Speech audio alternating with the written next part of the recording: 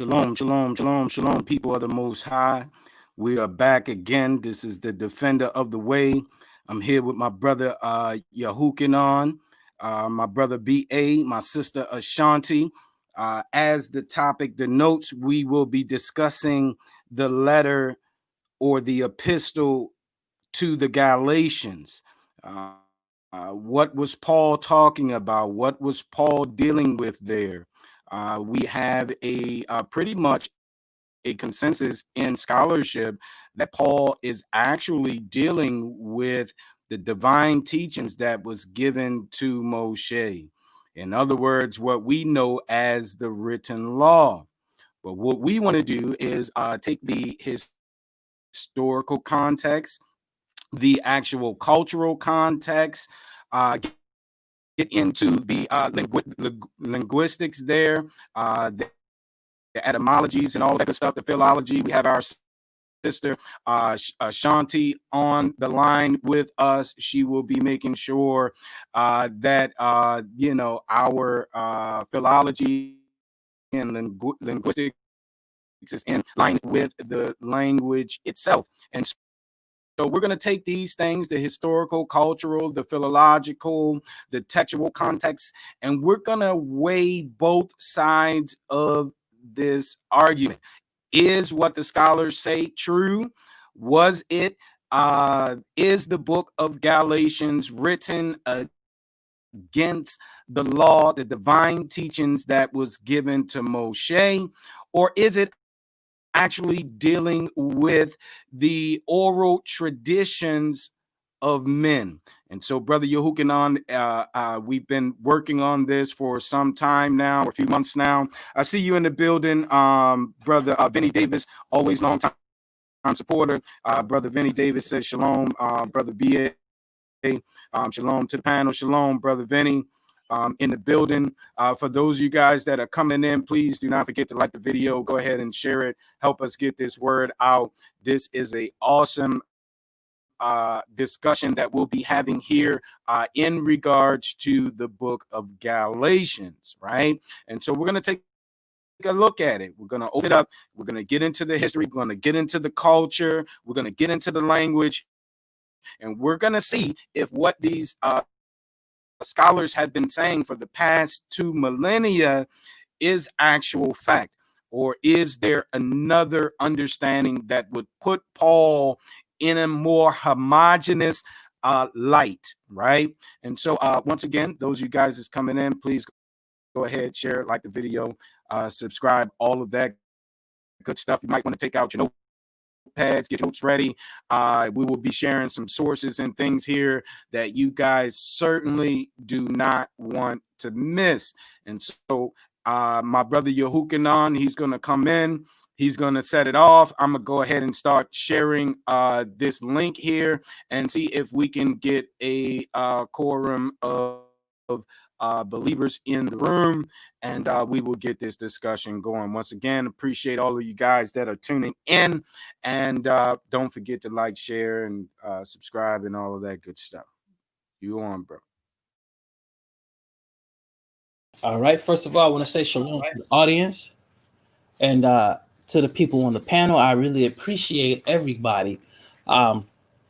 This right here, it was initiated sometime last year when I had a debate on SVDL, and I had to deal with Paul's letters, and it was about it with the law done away with it. And I always knew that Shaul or Paul was talking about the oral Torah, but I didn't have anything to substantiate my claim that I could actually show. And so I talked to Brother BA one time, and I was telling him about this. And so Brother BA was telling me about these 2 rabbis, Hillel and Shammai, and that was the school of thought at the time during the Second Temple period for when the Mashiach was walking the earth. And so he put me on to Sister Ashanti, and even Sister Ashanti had turned me on to certain books and certain literatures. And so, I ended up getting the Mishnah and getting these things, but I never did get a chance to really crack deep into it. And so when they did a teaching, Brother BA and Sister Ashanti did a teaching on Debate Talk for You about this subject that we're doing. it caused me to even go deeper.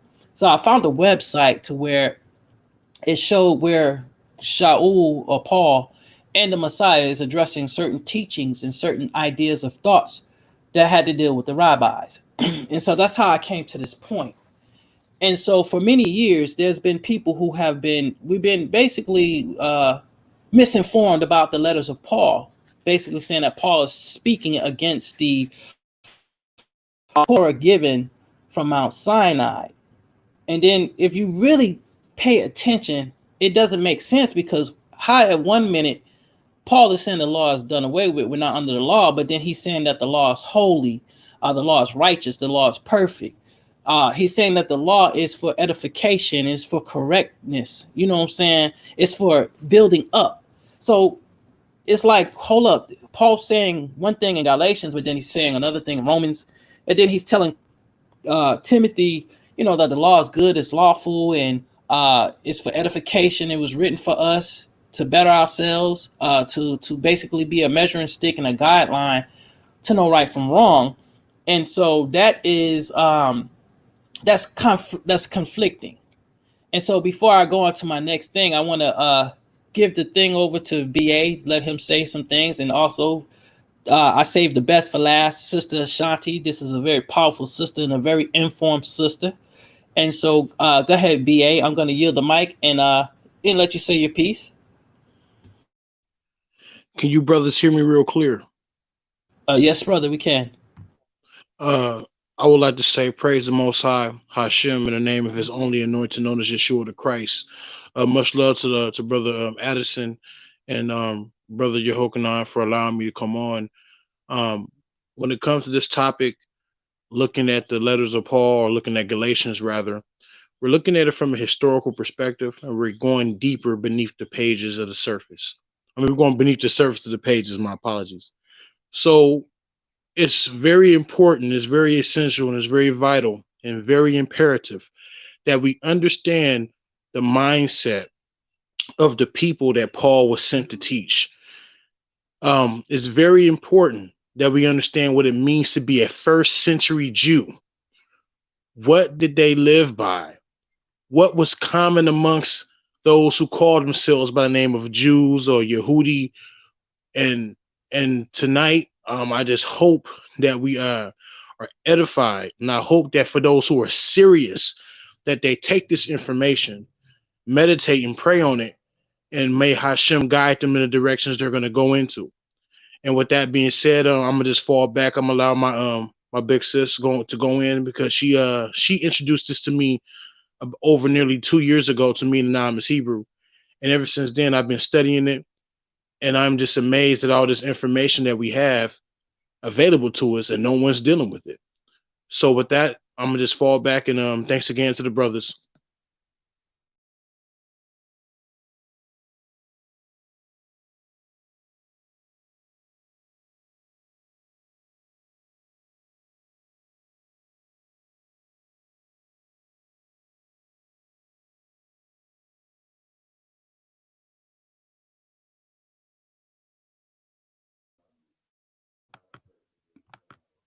Did we lose Sister Shanti? She may have had to Sis, you still there? I think she may have had to step out just real quick to get on her laptop at the house. So let's just give her a second. But until she comes back in, just you guys go ahead and hold on for a second. She just sent me a text. She said to add her in. So let me see here. Oh, there she there, okay, sis? there she is. All right. All right, the floor is yours, sister. We everybody got a chance to talk. Like I said, I saved the best for last. And you go ahead and light them up, sister. Say what you want to say in our introduction. All right, can y'all hear me good? Yep, loud and clear. Yeah, we can hear you, sis. All right, I want to say shalom, shalom, mishpacha wa chabarim. That means peace and blessings to the family and friends out there. I am Sister Ashanti, as Yehochanan, Brother Yehochanan and Brother Sam and Brother BA has said. I'm known on Facebook as Shanti Doc. I want to say, Ko tehelim ko kabod wa hatifereh le Yahweh Abinu Eloheinu. All praise, honor, and glory to the Most High Yahweh, our Elohim, our Father, our Elohim. I hope that those watching now, those watching and listening later, will be edified, and will just take this back to the Most High.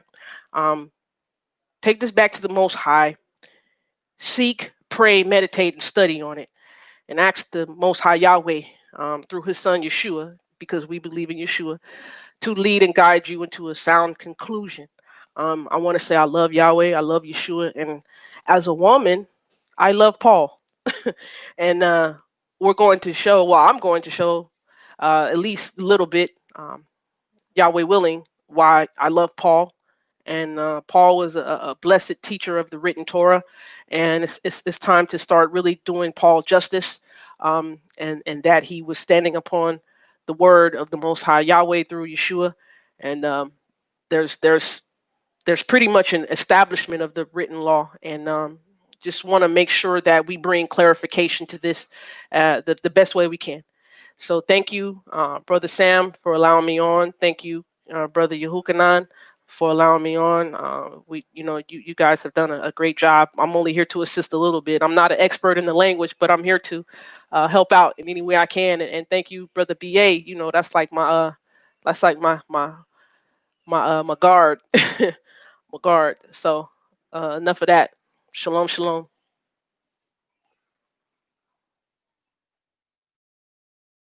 Okay, so now give you a little outline of what we're going to be discussing. Okay, so we're going to be discussing the book of Galatians. Who? The Apostle Paul to the churches of Galata. The what is Paul wrote a letter, which you can find in the Chester Beatty Papyrus, B46. The oldest copy ranking back from 150 CE to about around 250 CE. Now, the consensus on this is whether it's Southern Kingdom, the Southern Galata or Northern Galata.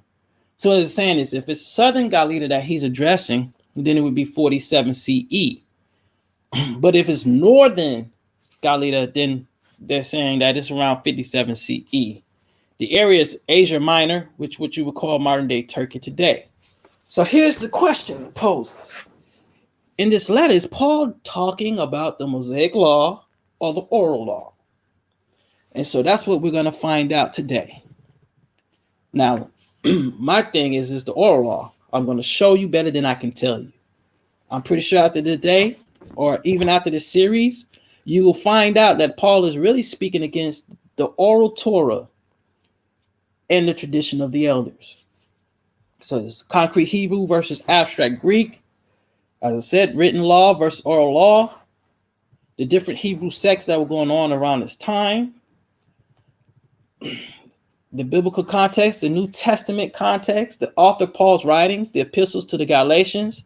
Here's some word phrases that you might see, which is sin, evil, will of God, grace, Jews, religion, which we will touch on that today. There's a certain word that goes for that you see in your King James, which this is actually Judaism that you will actually see.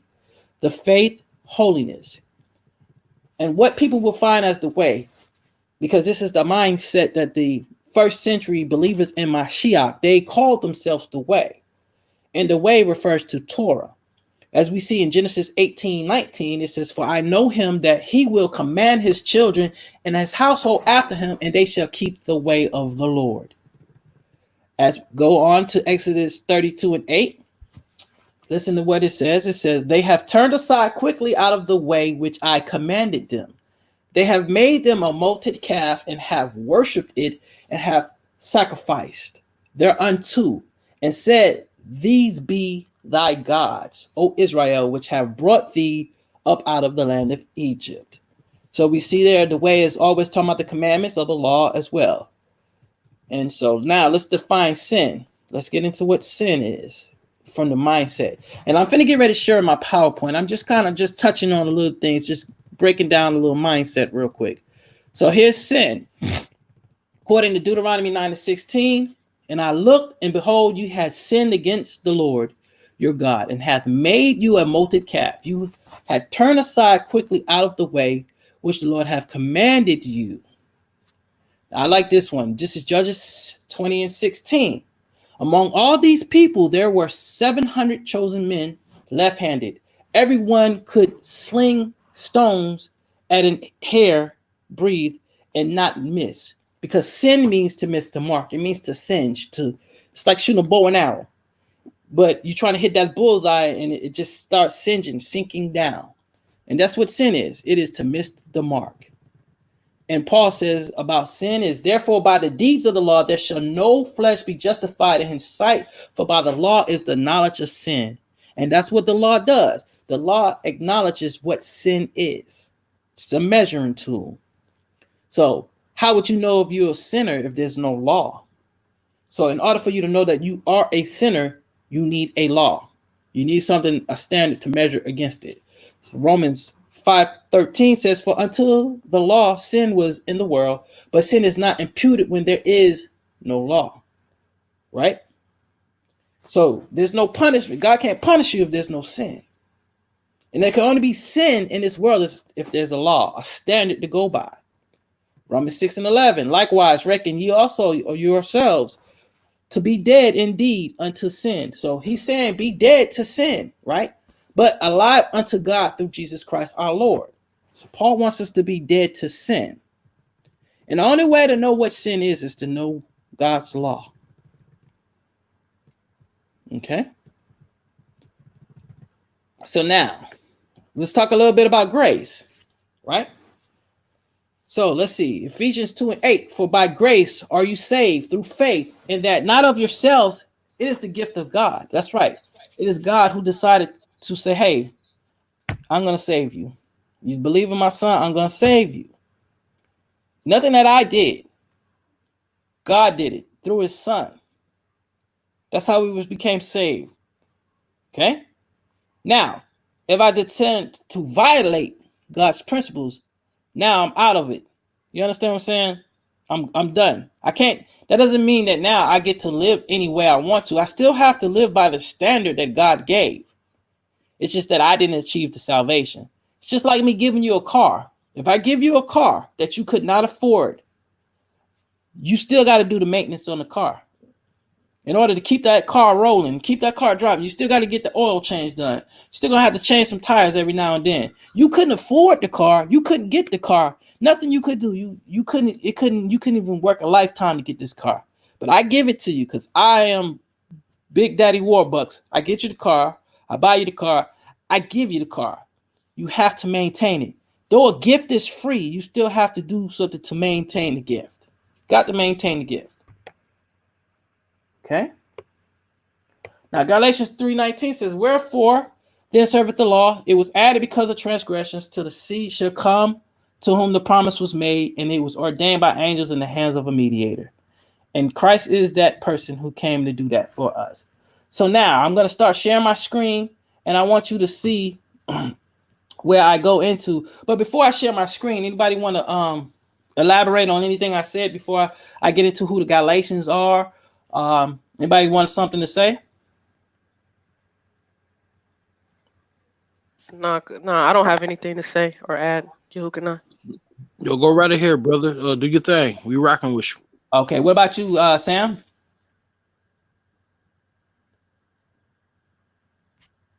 Sam, I'm good, bro. are you good? Okay. So now let me share my screen. And so we're going to find out who the Galatians is. And let me know when y'all can see this. Because I'm about to set the tone right now. I'm finna start going in. Can you see what I got, Sam? Give me 1 second, bro. I'm coming. Get you now. So how do I just delete this one, remove. Okay. All right, bro. You should be good to go, bro. Okay, so let me know when y'all can see my screen. You're back at the spot where we can see all of us. Yehukanan.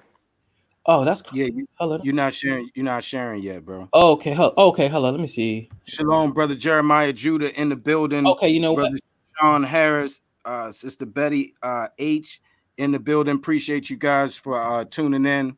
For those of you guys that just tuning in, we're dealing with the topic of the book of Galatians. Go ahead, bro. I see your screen share now. Okay, now you see where I'm at Galita. Y'all see that? Galatia, yeah. Galatia. Okay, good. Can y'all see it? Do I need to make that a little bigger? Or is that good? May you make it a little bigger? Yes, I Yeah. can. Because I see firewall's a little different from Google. You talking about Firefox? Yeah, definitely. It's different. The size is all different. Okay, so is everybody can see now? Right.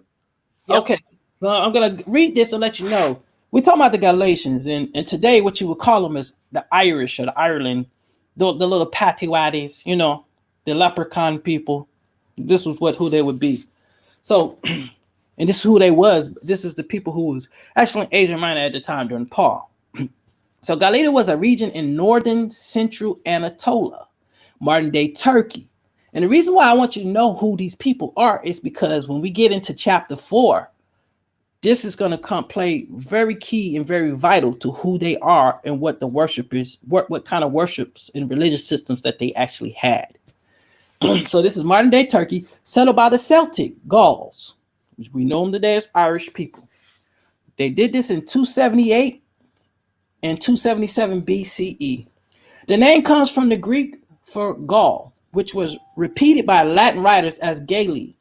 The Celts were offered the region by the king of neighboring Bithynia, Nicomedes I, from 278 to 255 BCE, and established themselves in 3 provinces made up of 4 cantons, comprised of city-states known as the Oppidum, governed respectively by the 3 tribes which made the initial group, the Tecosages. Yeah, forgive me if I get these names wrong. Tokmil and Talis Ogogi. Ashanti, did I pronounce that right? I'll let you pronounce these 3 words down here. You probably can do a whole better job than I can.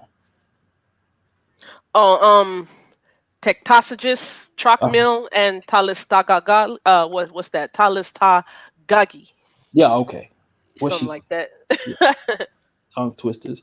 Okay. The Galatian sects retained their culture at first. Now listen to this. This is very key because I will have to probably reiterate this when we get back to chapter 4 for those who stick with us. The Galatian sects retained their culture at first, continuing to observe their ancient religious festivals and rituals by gradually becoming Hellenized to the point that they were referred to as Greek Gauls by some Latin writers. They were conquered by Rome in 189 BCE, becoming a client state, but were granted a degree of autonomy under the reign of Deiotarus, the divine bull.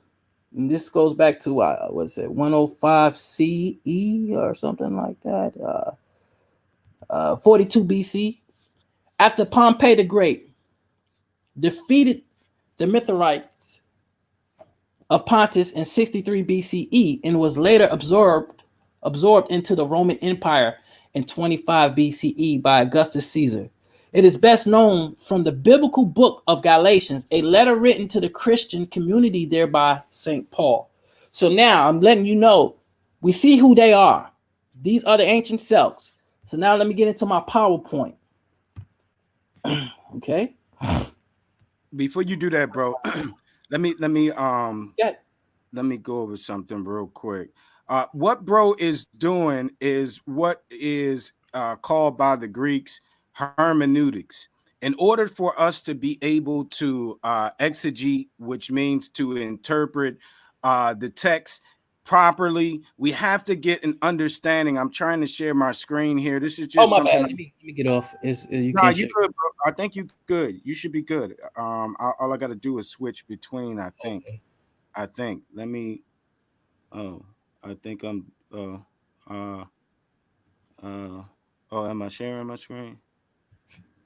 Can you guys see my screen? No, we can't. No. Say you are sharing your screen. So, okay. Go ahead, try it now. I stopped sharing mine, so go ahead. I didn't. Yeah. Okay. Add to stream.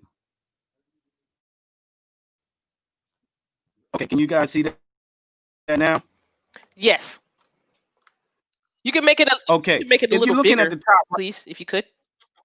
I don't know how I'm on someone else's computer. Mine is in the shop, and it's not even a computer. It's Okay. a something else. Which web Whatever. browser? Uh, the top right. Oh, I got a bunch of browsers up there. No, you have a Oh, bunch of tabs open, oh, but okay. if you're in Okay. Google Chrome, This you last can, this last one up here, where it says cultural background, historical background, geographical background, entire Bible, New Testament. These are the processes used by scholarship in order to interpret the Bible.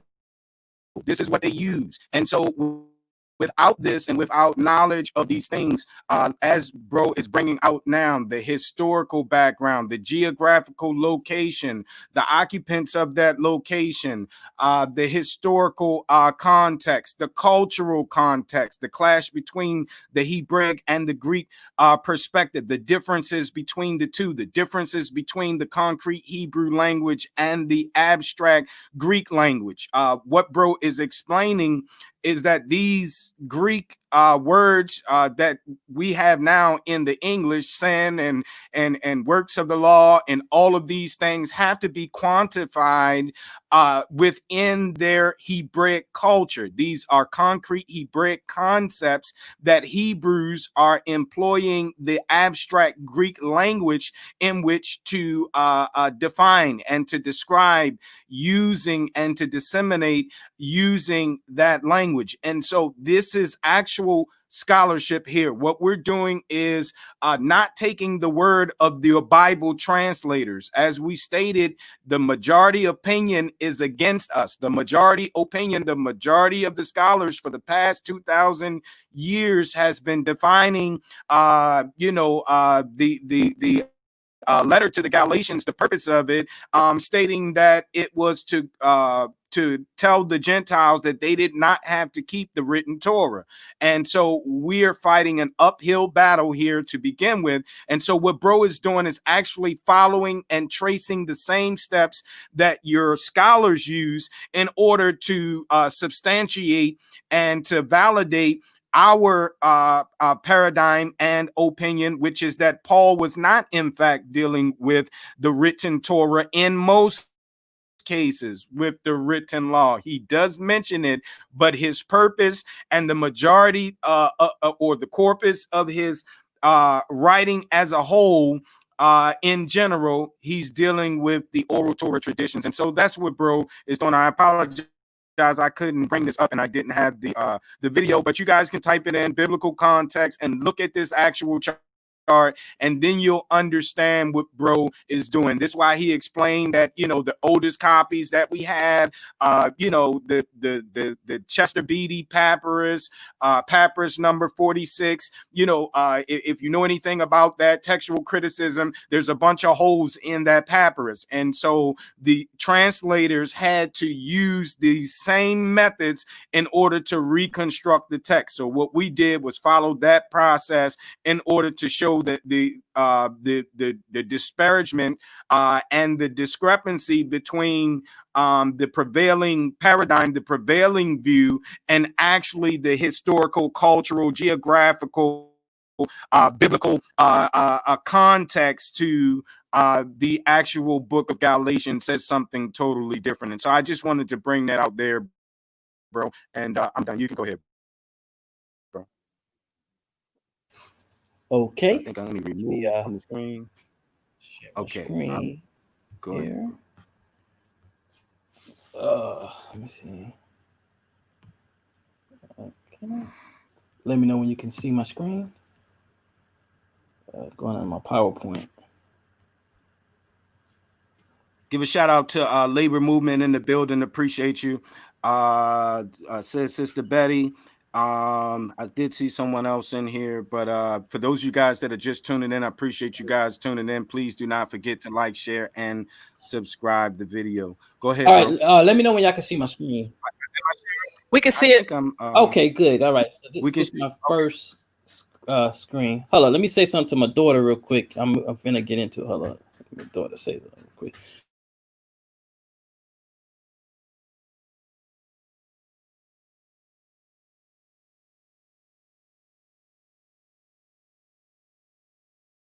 All right, so here we go. So y'all can see my screen, right? Yes. All right, so this is the thing. Galatians. Here we go. We're going to get into it. Now, this is a letter from Eusebius. This is book 3, and I'm going to zoom in for you. And this is the reason why I'm doing this, is to let you know, audience, that there were Jews in this time. So what's going on is, when Paul is talking to his church, he's talking to a church that has Jews and Gentiles in the church. And the Jews are trying to influence the Gentiles. And they're trying to lead them astray out of Mashiach. Matter of fact, they're not even trying to lead them into Torah. They're trying to lead them into the traditions of their fathers, these commandments of men. So here's Eusebius. This is he's called the church father of history. So here's book 3, the very first chapter. Such then was the plight of the Jews. Meanwhile, the holy apostles and the disciples of our Savior were scattered over the whole world. Thomas, tradition tells us, was chosen for Parthia, Andrew for Scythia, John for Asia, where he remained till his death at Ephesus. Peter seems to have preached in Pontus, Galatia, and Bithynia, Cappadocia, and Asia, to the Jews of the dispersion. So there was dispersed Jews there. And so this is the history. Jerusalem was a very small place. Most Jews lived outside of Jerusalem. Some were in Babylon, some were in Rome, some was in Egypt. But Jerusalem, because they had the temple, they had the most influence on what the system was going to be made of with this Judaism that they came up with, the tradition of the elders. They basically set the precedence of how to walk or how to live. And so that's what influenced all the Jews around the world that were not in Jerusalem. Some of the Jews would only go up if they can afford to. They would go up to Jerusalem during the feast days and things like that and pay the temple tax and all this other stuff. So before I go into my next slide, I'm going to stop and I'm going to see if anybody wants to elaborate on anything that I've presented. Anybody got anything they want to say before I go on to the next slide?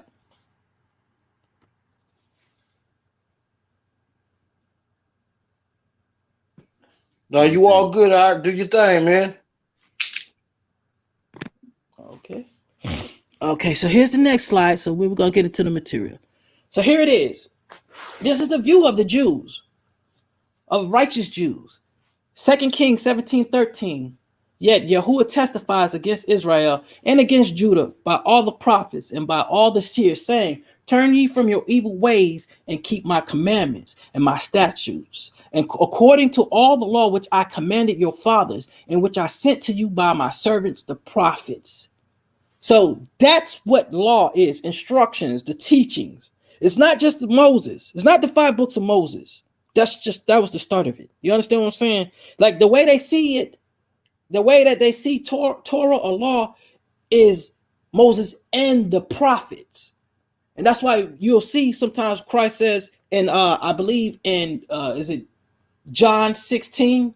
He said, those who hear Moses and the prophets shall not go to the lake of fire. Okay. Well, now let's go to John 15:25. But this cometh to pass that the word might be fulfilled that is written in their law. They hated me without a cause. Christ quotes Psalms 35:19. He's saying that this is law, this is instruction, right? And we go on to John 10:34. Yahusha answered them, is it not written in your law, I said ye are gods? He's quoting Psalms 82:6. As we see here, 1 Corinthians 14:21.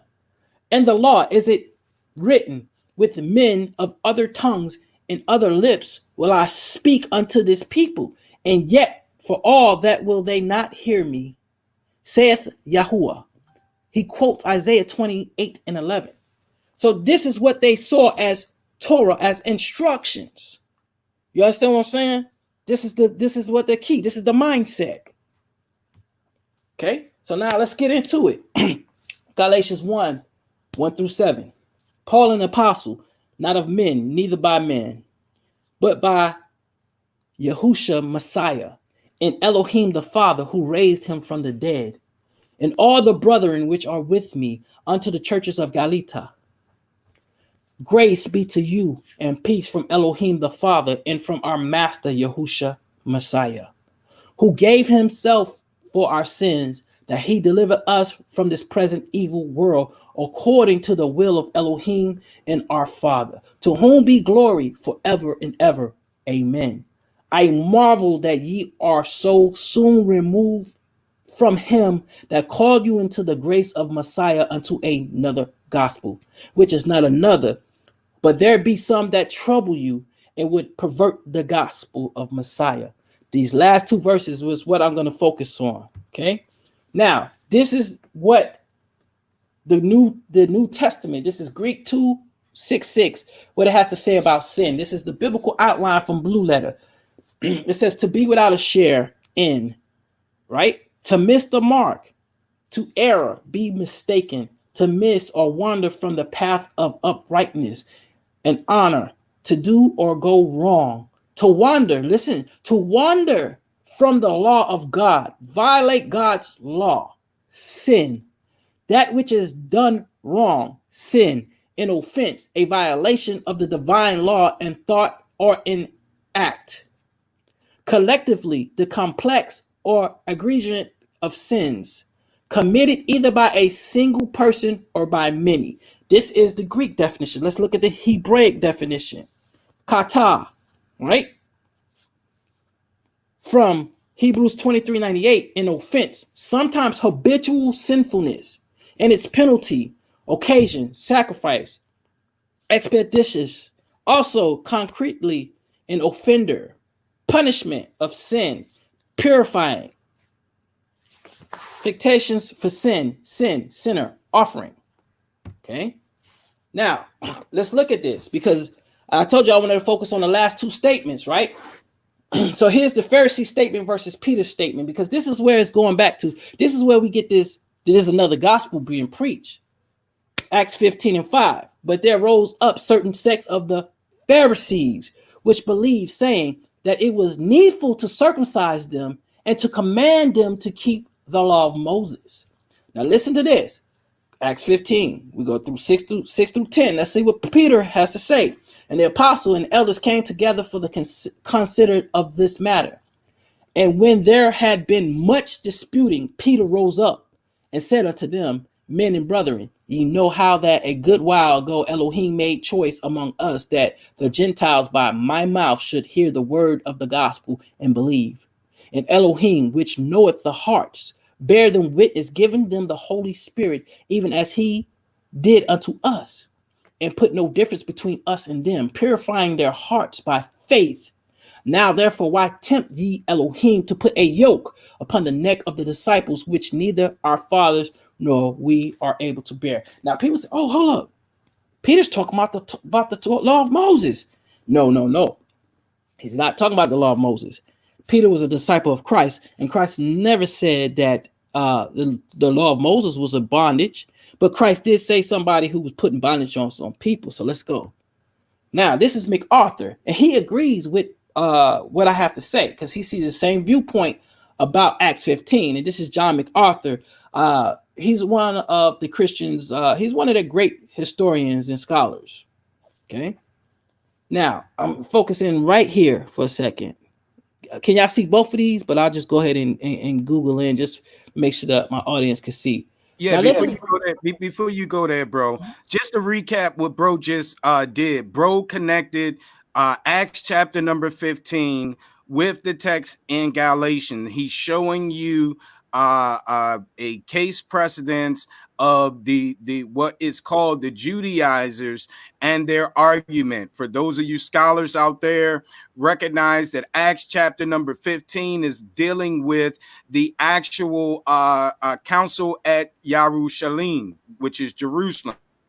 The council at Jerusalem, which took place between 47 and 48, somewhere around there, 48 CE, in the Common Era. And so Galatians was written about this same time. Scholarship, there's no consensus among scholars as to when it was actually the date that it was actually written. And as bro mentioned, to begin with, if you take the Southern Galatia view, that would put the book one of the earliest of Paul's writing somewhere around that 47, 48, the year 47, 48 AD. I am a Southern, for the most part, a Southern Galatian viewer. So I believe that this book was written either before, during, or shortly after this council.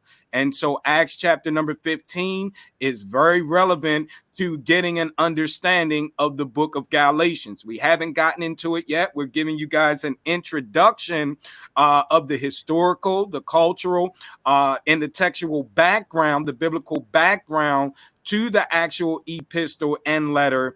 And so it will give us a greater understanding when we come to actually exegete the text and get to some of those what we would call controversial or highly debated texts in passages in the text in the letter of Galatians. So I just wanted to make that clear that that's what bro is doing. He's connecting what's going on, the argument at the Council of Jerusalem in 47, 48 CE or AD.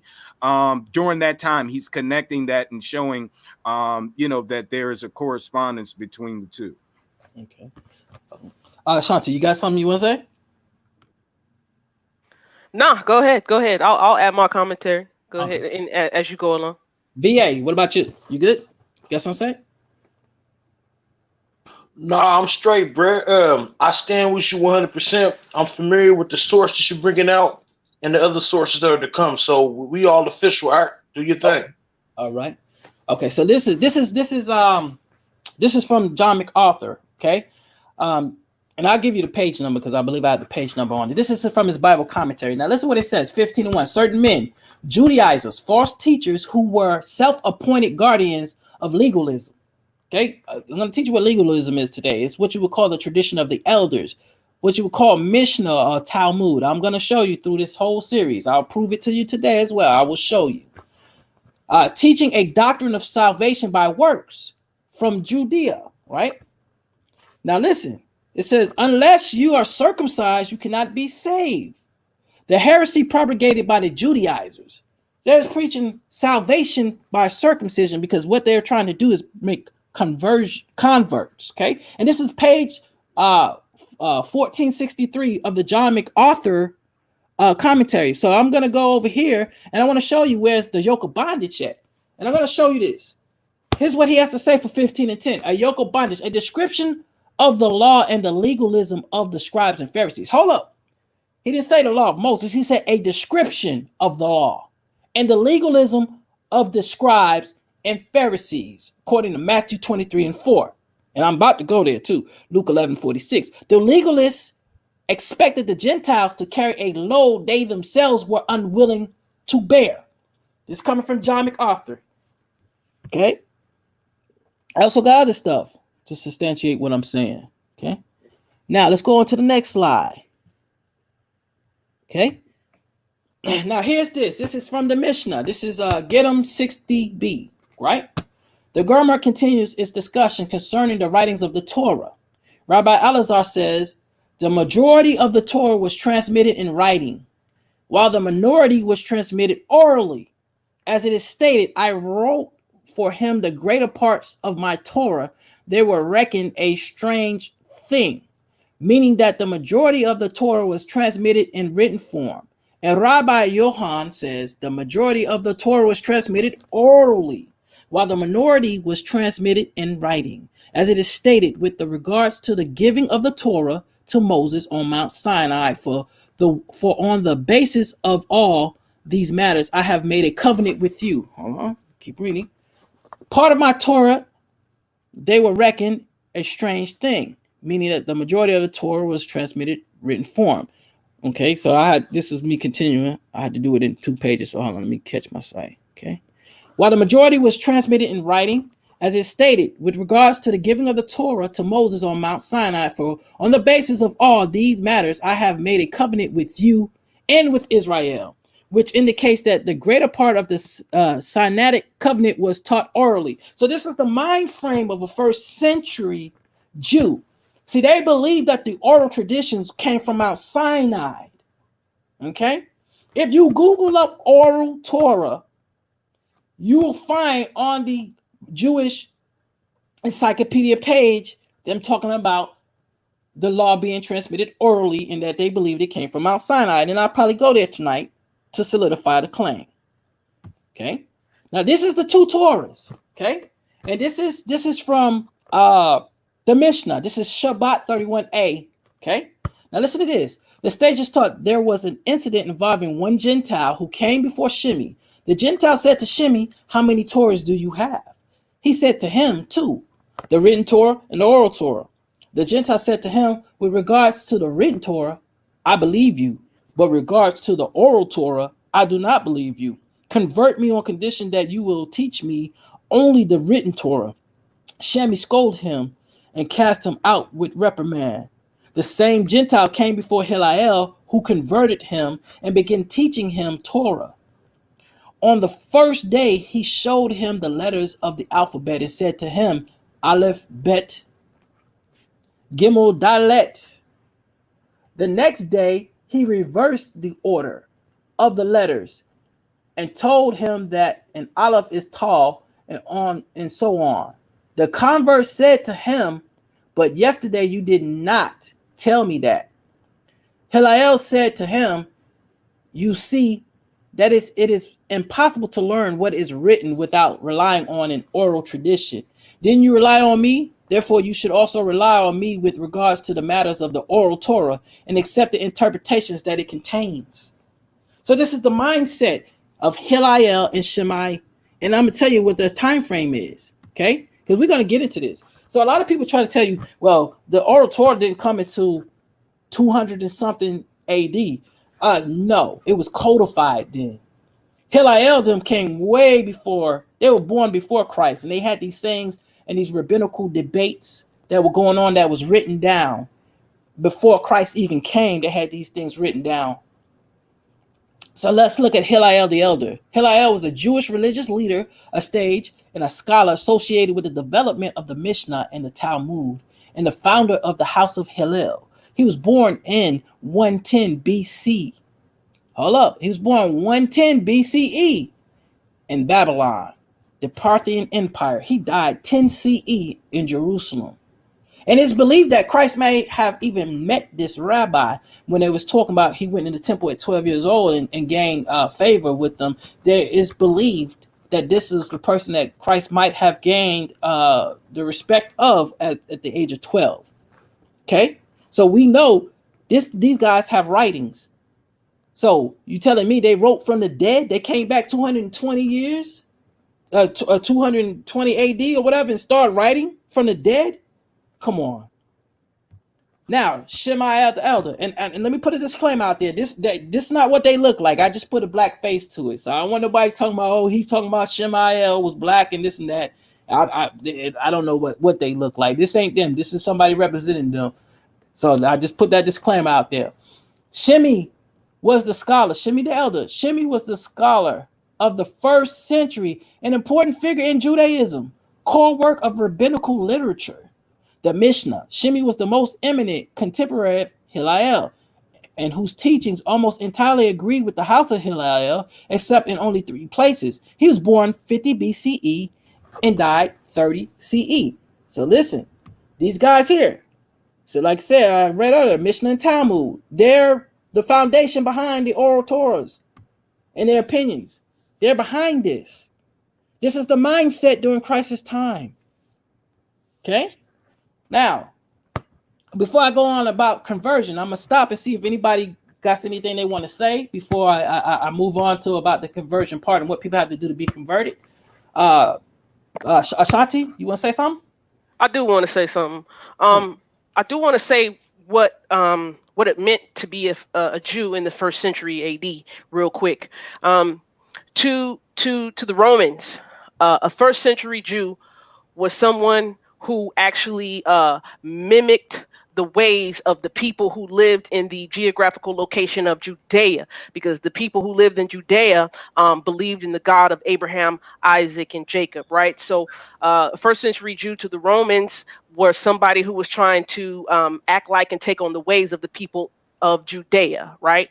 Now, to the rabbis, the early Pharisees, and the sages, a first century Jew was someone who lived in the land of Judea and believed in the God of Abraham, Isaac, and Jacob. However, believing in the God of Abraham, Isaac, and Jacob to the first century native Jew, I should say, was someone who not only believed in the written law, but believed in the oral law, the Talmud, the Mishnah, as one law. And so if you go to Genesis 26, if you start reading from verses 4 to 5, there's the words in the plural that Abraham obeyed the voice, guarded the charge, and my commands, my laws, and my Torot. If you know in the Hebrew, the word Torot, that is in the feminine singular, the feminine plural, the feminine plural. So they believe that, like you said, Yehukanan, that the oral law, the Mishnah and the Talmud and the like came at the same time that the written law did. So a first century Jew to the native born rabbis, sages, they believe that anybody in Judea, that's why you were called a Jew, not from the tribe of Yehuda at that time for first century. No, you were a Jew because you were from or lived in or followed the ways of the people in Judea, right? So that's what I just wanted to add real quick, Brother Yukana. All praise. Okay. What about you, BA? No, I stand with sis, what she brought out. And as we continue to get closer and closer to the point, we'll understand the term Judaizer. Because now, yeah, because now all of a sudden we want to stay within the context of the first century. We don't want to go after the second, third, and fourth. We want to stay in the first century and what it meant to be a Yehudi or a Jew. And now we see that from a historical perspective, from a social perspective, we're seeing that the Torah that Moses was given from Hashem was considered law. And we also see the oral traditions were also implemented with Moses. So now we see what Paul, as we go deeper into Galatians, most high willing, you'll get to understand why Paul says certain things and what points that he's stressing and things that he's trying to get the people of Galatia to understand. And with that, brother, go right ahead. All right, Sam, what about you? Yeah, I just like bro just said, it'll help clarify the reason why bro is actually that brother Yehukanan is actually addressing this, because he's showing that in the first century the term law was applied to more than just the written Torah.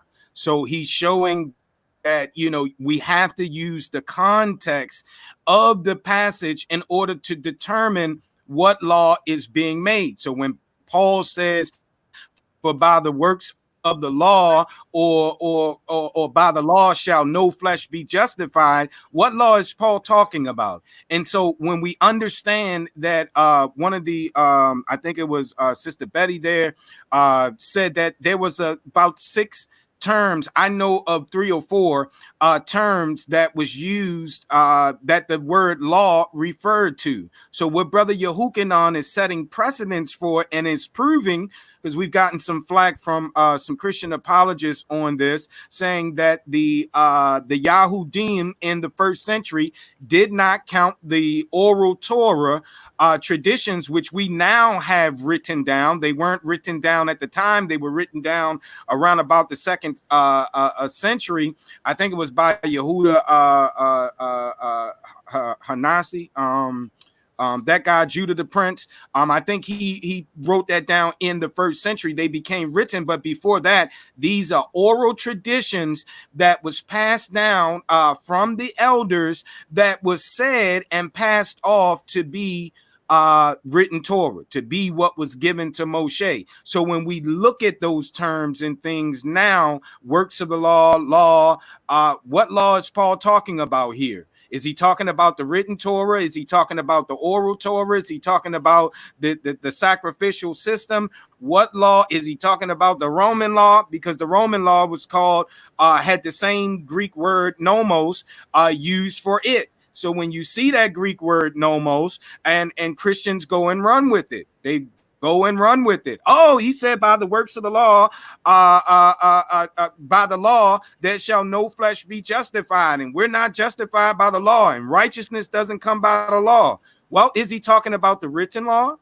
Is he talking about that oral tradition law? Is he talking about the sacrificial law that was added because of transgression? What is he talking about there? What is he dealing with? And this is what helps us understand the book and put the book in its proper context. I'm done, bro. Okay. All right. So now I'm gonna go into what conversion was, right? And here is your vote. What's that word, Sister Shanti? Let's see. Yabamot. Yabamot. Okay. We got Brother Renzo trying to get on too. I don't can he send contact one of us, bro? Let us know what kind of issues that you're having, because I didn't see you pop up here. He's saying he's trying to get on and join the fam here, join the panel here, and we certainly would be remiss not to have him. Yeah. Brother Renzo Roberts, for those you guys don't know, just like Sister Shanti, two awesome philologists. They don't call themselves that, but we do. We hold them in high regard. They have a working knowledge of the language, which exceeds, I think, everyone on the panel, as far as I know. I have a basic knowledge of the Hebrew, but these guys get into the Hebrew, the Greek, and all of that, the inflected words. And, it's just awesome. So we want to try to get Brother Renzo on here so he can join Sister Shanti with all of this awesomeness, and bless you guys with the linguistical context there, and provide there. So we're going to work on getting bro in. I'll work on getting him in.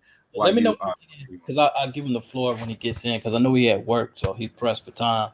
So let me know when I come in, and I'll give him the floor. Oh, okay. He says no technical issues, bro. Just trying to get time. I'm at work. Okay. Yeah. Whenever he come in, like I said, I'll give him the floor as soon as you get in.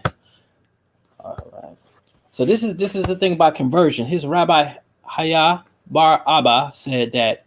Rabbi Yohanan said, a man is never considered a convert until he is both circumcised and has immersed. The Gemara asked, isn't this obvious?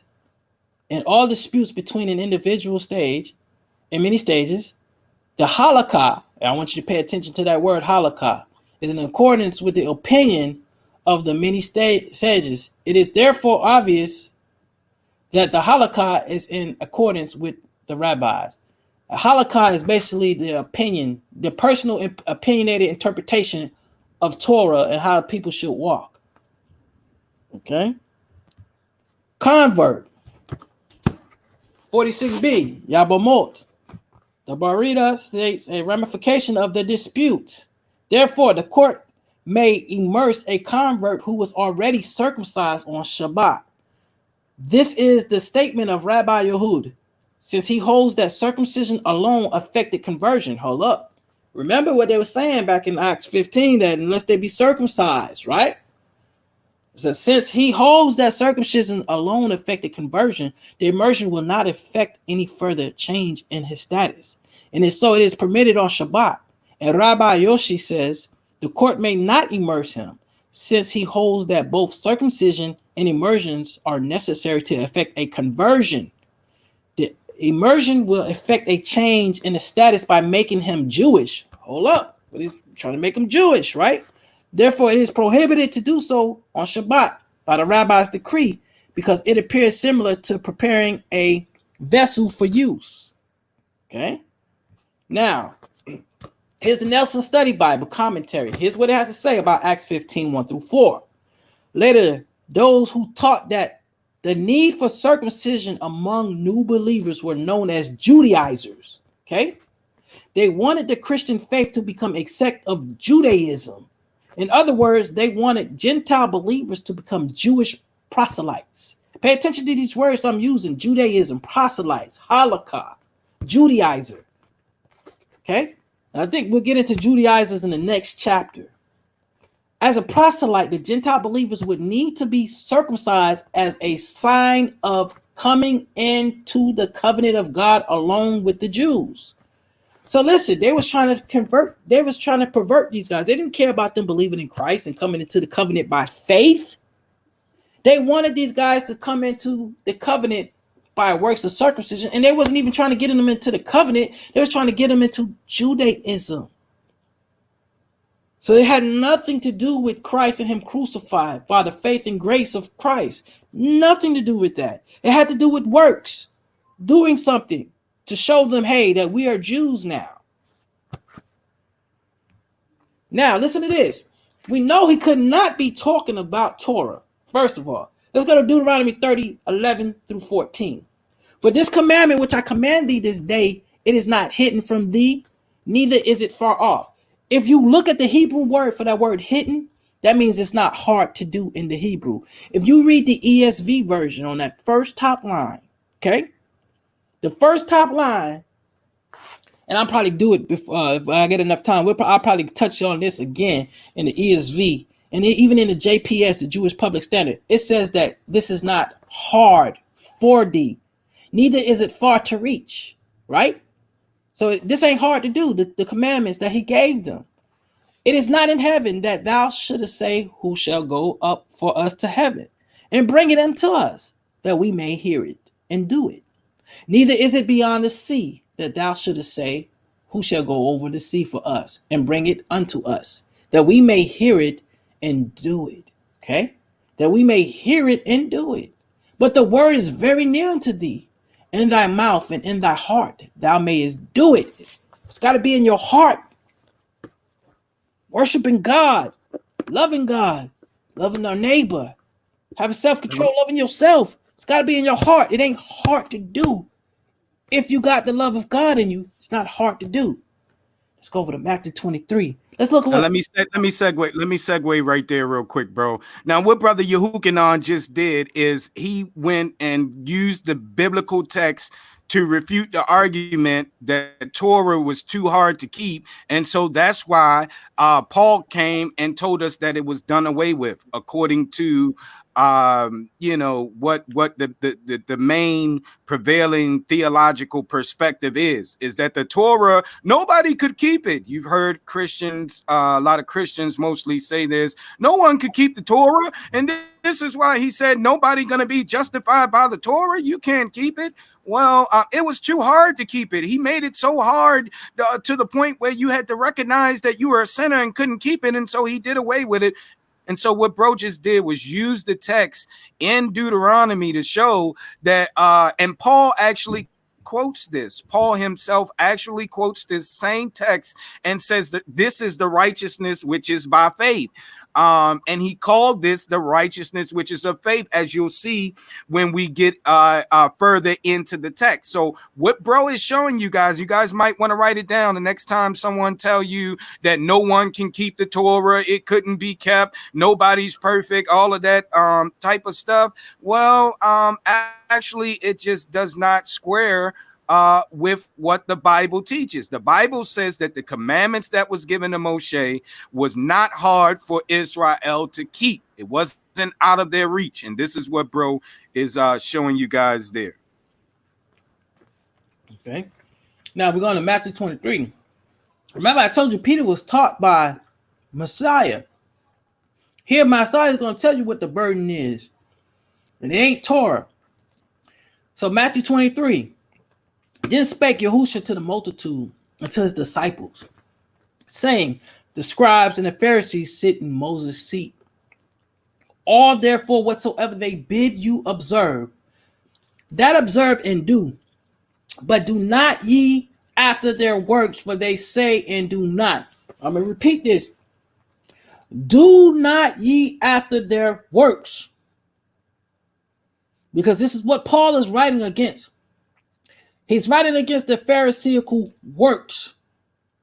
Why? Let's go to the next verse. For they bind heavy burdens and grievous to be borne, and lay them on men's shoulders, but they themselves will not move them with one of their fingers. So this is the yoke of bondage Peter's talking about. The works of the Pharisees has nothing to do with Moses' Torah. You'll never ever hear the Messiah ever taught any of his disciples that the Torah of Moses was a burden on the people. He said that the Pharisees and their teachings, their works, were burdens on the people. That's what Peter's talking about. Now, when he say what Peter's talking about, bro is referring to Acts chapter number 15, where Cephas says, why put ye a burden on the neck of the disciples that neither you nor your fathers was able to bear? Bro is showing you what burden that was. It wasn't Torah. Not at all. Here's my next slide. So here's the strong concordance, okay? So we're going to start getting into some things. Here's the word for Pharisees. Can y'all see that? Or do I need to zoom in? Yes, please zoom in. Okay, I'm going to zoom in, okay? Because this is the definition of Pharisees. And I don't know why. I never looked into it, but I'm glad I actually did this time. Okay, so listen to this. After the return from Babylon, the immediate progenitors of the two parties were respectively the Hasidim and the Hellenizers. The later, the antecedents of the Sadocs, and aimed at removing Judaism. Okay, the Sadocs were trying to get rid of Judaism. Notice this. Hold up.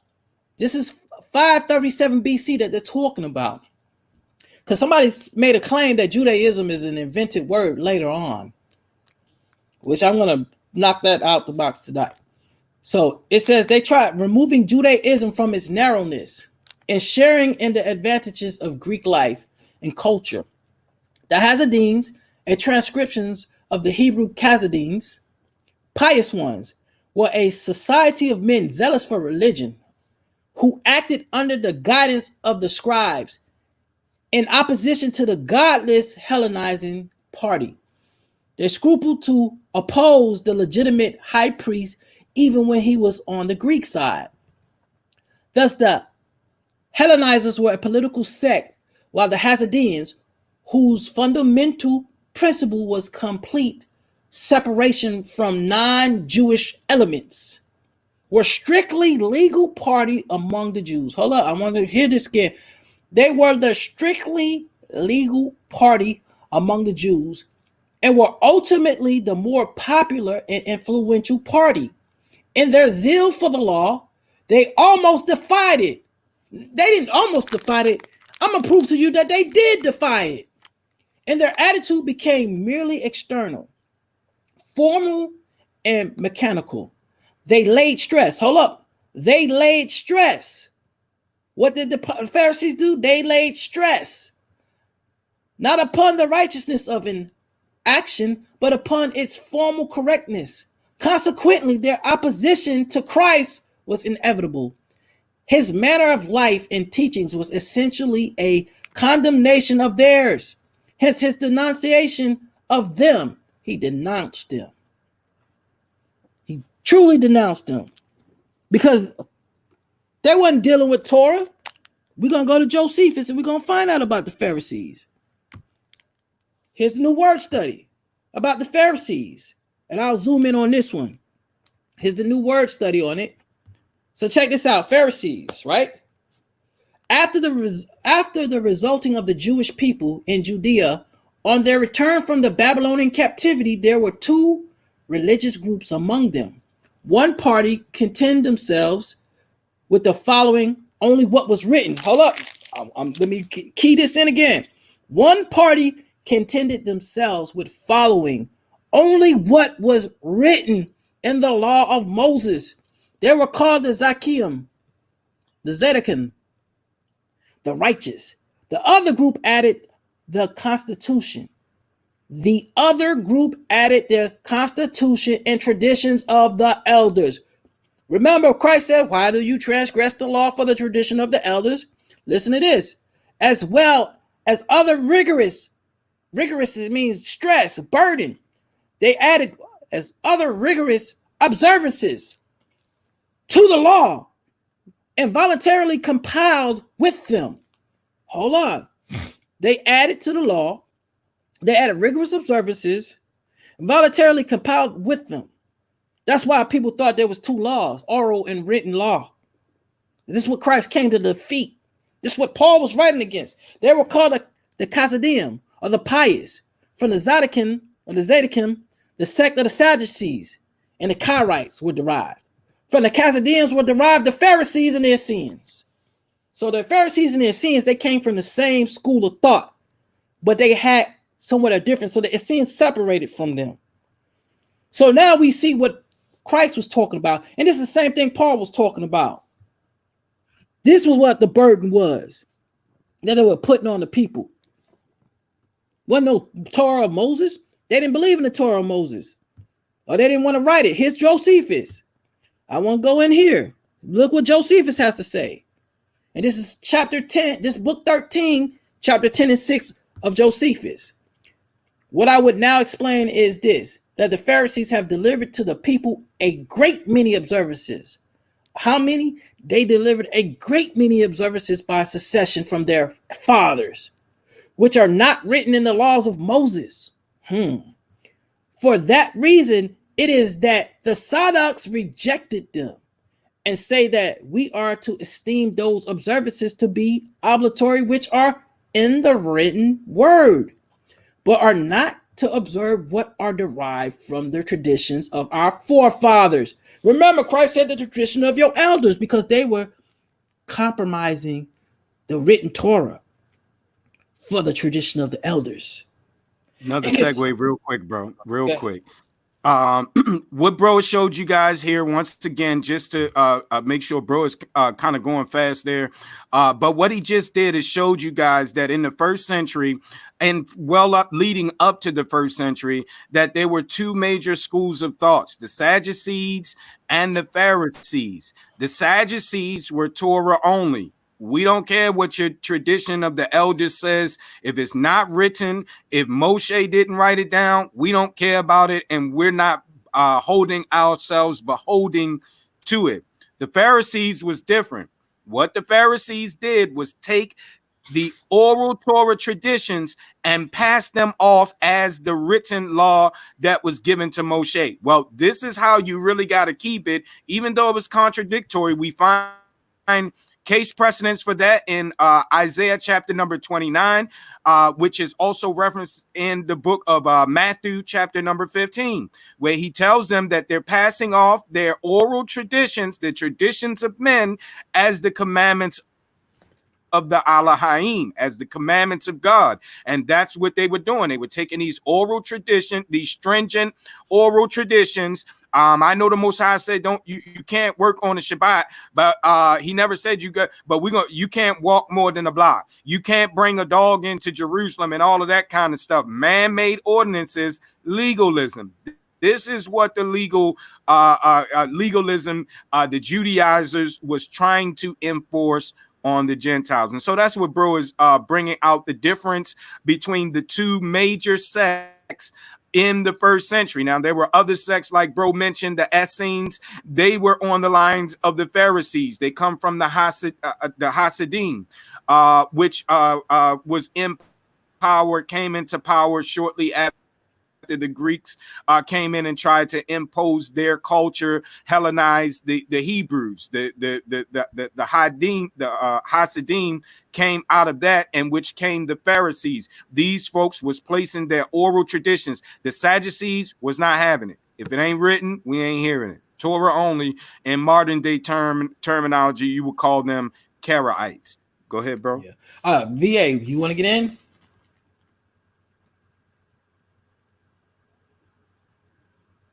Brother BA. Sam, is he still on? Hello? He probably stepped away. I gotta fix Oh, okay. Oh, yeah. Did you want to get in? You wanted to say something, Sister Shanti? Nah, keep flowing. Keep flowing. All right. Nah, I'm here, man.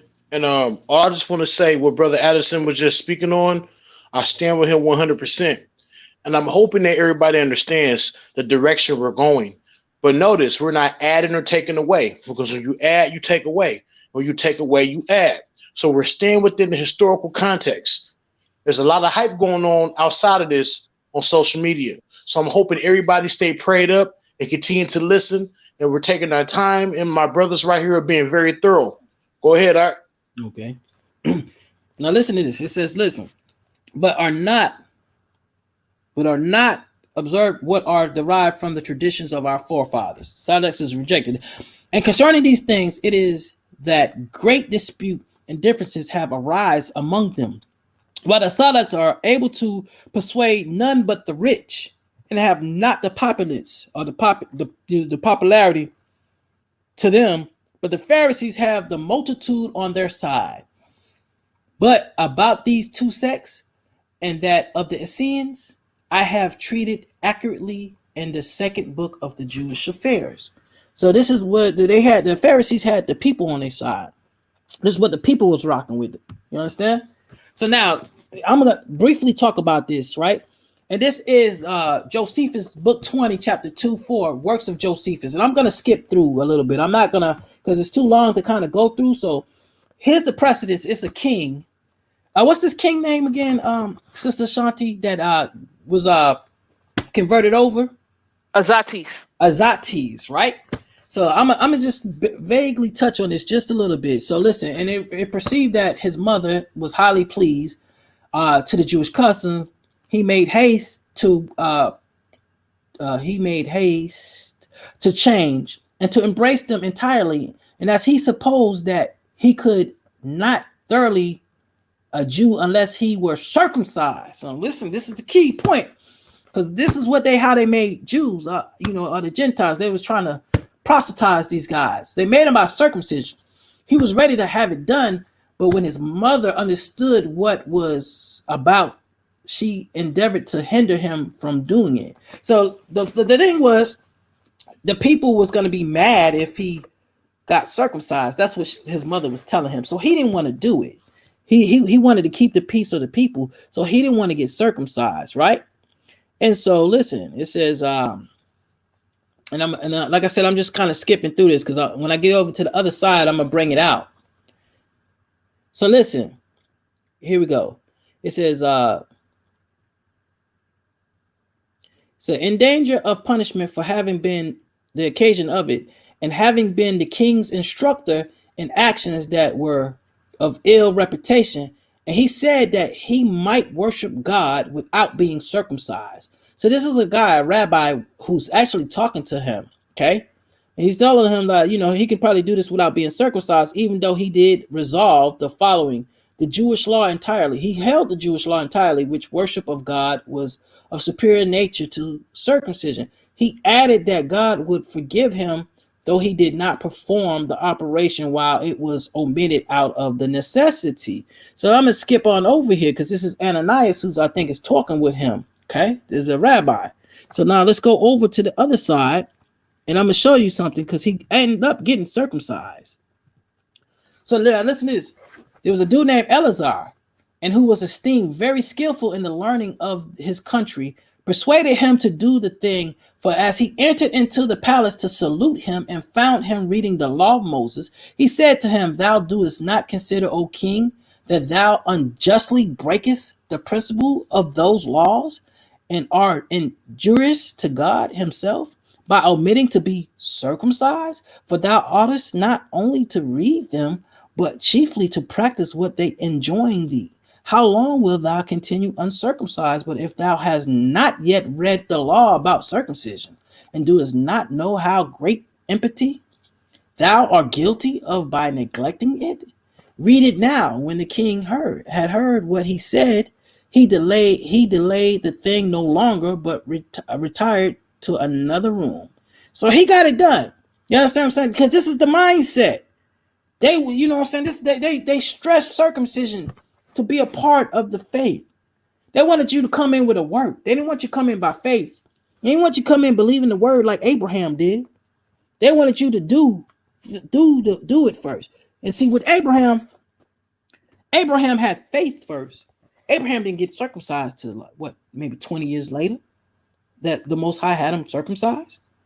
But Abraham came in, he came in the covenant by faith, believing in the word of God. That's what faith is. And during that time, the word of God was Genesis through Malachi. That's what they were being taught by. That's what they were learning. Genesis through Malachi was the word of God at the time. There was no such thing as a New Testament with the new believers. So that was the word of God. And that's the word of God that they had to receive by faith. Now listen to this. Yom 28b. Rav said, some say, Rav Ashi said, Abraham, our patriarch, fulfilled the entire Torah, even the mitzvah of the joining of cooked foods, a rabbinical audience instituted later. As it is stated, my Torahs. Since the term is in the plural, it indicates that Abraham kept two Torahs, one the written Torah and one the oral Torah. In the course of fulfilling the oral Torah, he fulfilled all the details and parameters, including therein. So this is their mindset. Barakot 5:8. The mitzvah in the Mishnah, which includes explanations for the mitzvah and how they are to be performed, that I have written, refers to the prophets and writings written with divine inspiration that you may teach them, refers to the Talmud, which explains the Mishnah. These explanations are the foundations for the rulings of practical halakha. I told you, remember that word halakha. This verse teaches that all aspects of Torah were given to Moses from Sinai. So they believed that there was an oral Torah that was given from Sinai. Here's the Strong's, okay? So let's look at what a proselyte is, because this is what they were trying to get with the people. They were trying to proselytize these people. So let's look in here, okay? Which is the Greek word proselytos, right? An arrival from or foreign region. An asceter, convert to Judaism. Notice this, it's a convert to Judaism, okay? Judaism is not what Moses was given. We're going to get into that definition of what Judaism is. It's a convert to Judaism, a proselyte, like proselytos. To come to primarily signifies one who has arrived. A stranger in the New Testament is used of converts to Judaism or foreign converts to the Jewish religion. Okay? There seems to be no connection necessarily with Palestine for in Acts 2:10, and they're giving you all these other things. Okay? So now let's see. The new word study, and I think this is dealing with the same word, proselyte, and what they have to say, and I'm going to zoom in. It said, in the New Testament, used for a proselyte, a convert from heathenism to Judaism. Notice, from heathenism to Judaism. Elsewhere, such are called the Saboimim, Theon.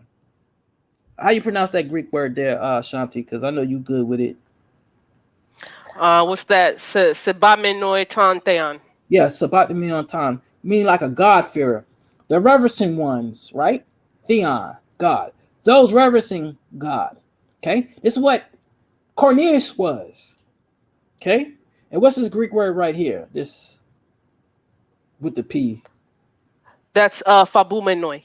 Fabumenoi. Fabumenoi Tantheon. Yeah, that's why we got it here. You see, for cases like the fearing ones of the Most High God. Right, the fearing ones, those fearing God. Okay, as you see this in Acts 10:2, Acts 10:13, Acts 10:16, and Acts 10:26. Also, Adidazos, right, to Judaize. Oh, hold up, what? Hold up. Whoa. To Judaize means to live like the Jews. Hold up. So Judaize means basically you convert people to Judaism.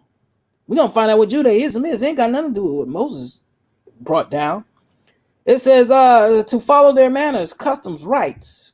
The words of Jesus in Matthew 23:15 refers to the zeal of the Jews in making proselytes. Even at Rome, such zeal began so remarkable at the time that it became proverbial among the Romans. Thus, at Pentecost, we have those who came from Rome who were both Jews and proselytes. There were also a number of Jewish proselytes at Antioch in Syria. Some of the proselytes in Palestine in the day of Christ were the centurion, right? Matthew 8:5-13, Luke 7:1-10, who was an officer in the army of Herod of Antipas, the Greeks, Pilate's wife, okay? Yeah, she was a God-fearer. That is true.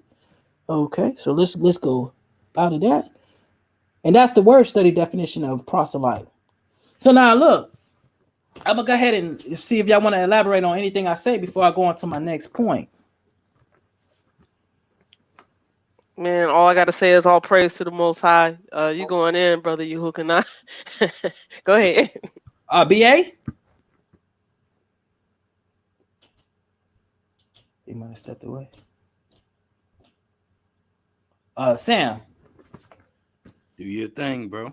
Okay, now we're going to Galatians 8-11. And see, I really want to get to 13 because I can't wait to get to this word Judaism.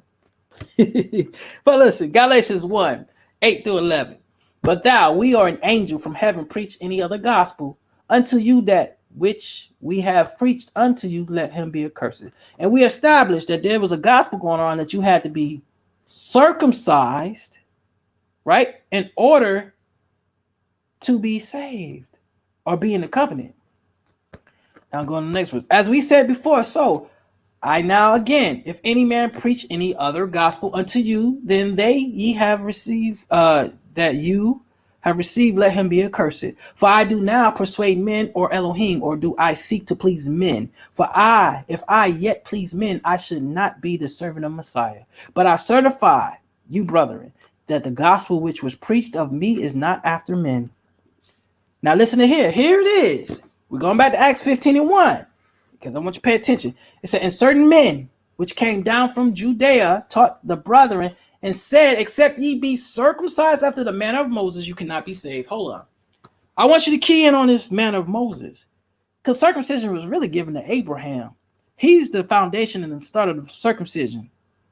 So what is this manner of Moses? Because we don't see it in the written Torah. We don't see this through Genesis through Malachi. We never seen anything talking about a manner of Moses, but we're going to find out what the manner of Moses is. And then when you find out what it is, it's kind of disgusting. Ever heard of the Brit Milah? And this is what it's talking about. This is the Mishnah Shabbat, and this is the circumcision. This is the manner of Moses they're talking about. They may perform all the necessities of circumcision on the Shabbat, circumcising, uncovering the corona, sucking the wound.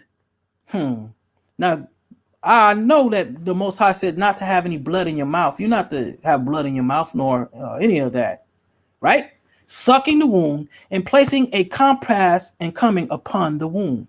If one did not grind the cumin on the eve of the Shabbat, he may chew it with his teeth and apply it to the wound. So now they want to put him something in his mouth and put it on the wound. Yeah, right. The Most High wants you giving fellatio to a baby or to another man. Get out of here. This is what they came up with. This is the manner of Moses. And he did not beat up wine and oil on the eve of the Shabbat. He should apply each separately. They may not make a cloak for it in the first place, but he may wrap a rag about it. If this was not prepared from the eve of Shabbat, he may wind it about his finger and bring it in even from another courtyard. And it's even said, and you know what I'm saying, if I might have to get it for you later, that if you were circumcised, they circumcised you again just to get blood. They wanted to prick you again. You already circumcised, so they wanted to prick you for blood. But I'm going to go ahead and see if Ashanti or BA or Sam want to get in on this one. I'm pretty sure that they got a lot to say about this one. Y'all go ahead. I think you've already went into it a little bit, but this is from Nedarim. Nedarim pretty much means vows, but section 32a, Mishnah in the Talmud. It says it was taught that Rabbi. Let me go to this one. It was taught the Rabbi San greatest circumcision, for none so ardently busied himself with God's precepts as our father Abraham, yet he was called perfect only in virtue of circumcision, as it is written, walk before me and be thou perfect. And it is written, and I will make my covenant between me and thee. Another version of it, the rabbi's teaching, is this: Great is circumcision, for it counterbalances all the other precepts of the Torah, as it is written. For after the tenor of these words, I have made a covenant with thee and with Israel. So another version is, great is circumcision, since but for it heaven and earth would not endure, as it is written, thus said the Lord, but for my covenant by day and night, I would not have appointed the ordinances of heaven and earth. So pretty much, yes, there's an original definition of circumcision in the Torah, in the written Torah, in Genesis, Exodus, Leviticus, Numbers, and Deuteronomy. And pretty much, what is it? Genesis, is it 17? Yeah, it was 17, Genesis 17. And so you look at the original definition of where circumcision came from, and then you have to actually go back into the first century and look if see if these things of circumcision actually map back or line up with what was originally given to Abraham here. Like Brother Yehukanan said earlier, Abraham was not circumcised until about like 23, 24 years after he obeyed the Most High Yahweh by doing an action. And that action was leaving his country, leaving his relatives, and going to a place where the Most High would show him. And in Genesis 15, you see that obedience and that stepping out on faith, that acting out in faith was accounted to Abraham for righteousness. Right? It was accounted to Abraham for righteousness, or what you would call justification. So I just wanted to add that. Okay. Sam? I'm good, broski. All right. VA, you there? Yeah, I'm here. I just want to say, as we get deeper and deeper into Galatians, we'll see what's actually. I mean, right now, I'm pretty sure people are starting to get a very good idea where we're going here. So we understand the concept of Judaizers. We see the term and why that was used, and we're gonna see pretty much what Paul was speaking against and what he was stressing against. But keep going, bro. You're doing a good job. All right. Go to my next slide. All right. So listen, here's what I wanted to get to. Galatians 1, verses 12 and 14. For I neither received it of man, neither was I taught it, but by the revelation of Yahushua Messiah. For you have heard of my conversations in time past in Judaism. And I'm telling you, audience, this is the whole foundation. This is the meat and potatoes of the whole letter. This is what this letter is all about. You understand what I'm saying? All about this whole letter. For if you heard of my conversations in time past in Judaism, how that beyond measure I persecuted the church of Elohim and wasted it, and profited in Judaism above many equals in my own nation, being more exceedingly zealous for the traditions of my fathers. Hold up, this is what it says. Because this is key here. I want y'all to key in on Judaism, because I'm going to give you the definition of it. And I want you to key in on traditions of the fathers. Okay? Listen to what he said. He said he profited in Judaism above many of my equals in my own nation, right? It's one of the main reasons why the Christ chose him. He was perfect for the day. He was perfect for this. He was more exceedingly zealous for the traditions of the fathers. And that's what's going on with the Pharisees. They were more zealous for the traditions of the fathers. Let's go into Strong's definition. Judaism. What's this mean? Nah, this is key. And this is in your Strong Concordance. Okay? A lot of people don't point out these definitions. Judaism, right? The Jewish faith and usage. Jews' religion. See, that's the deception that you'll see in the King James Bible. It says Jews' religion. It won't say Judaism there, but that's really what's supposed to be there. ID Desmos. And I'll show you in a few. Okay? This word denotes the Jewish religion and stands not for their religious beliefs. Hold up. Listen to the key. This is key. and stands not for their religious beliefs, but for their religious practices. Who? Listen to this. Their religious practices, not as instituted by God. Oh my goodness. Not instituted by Elohim. I'm going to read this again because I want y'all to get this. Listen to this. The word denotes Jews' religion, Judaismos, Judaism, and stands not for their religious belief, but for their religious practices, not as instituted by God, but as developed and extended from these by the traditions of the Pharisees and scribes. This is what's going on. This is what Paul's speaking against. Because if he's not speaking against them, why is he telling them that he was a Pharisee? What do they care? What do they know about that?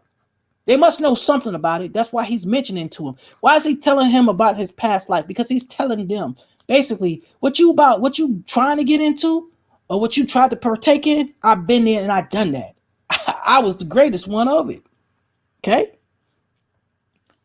Now let's go on to the next definition of Judaism. Okay.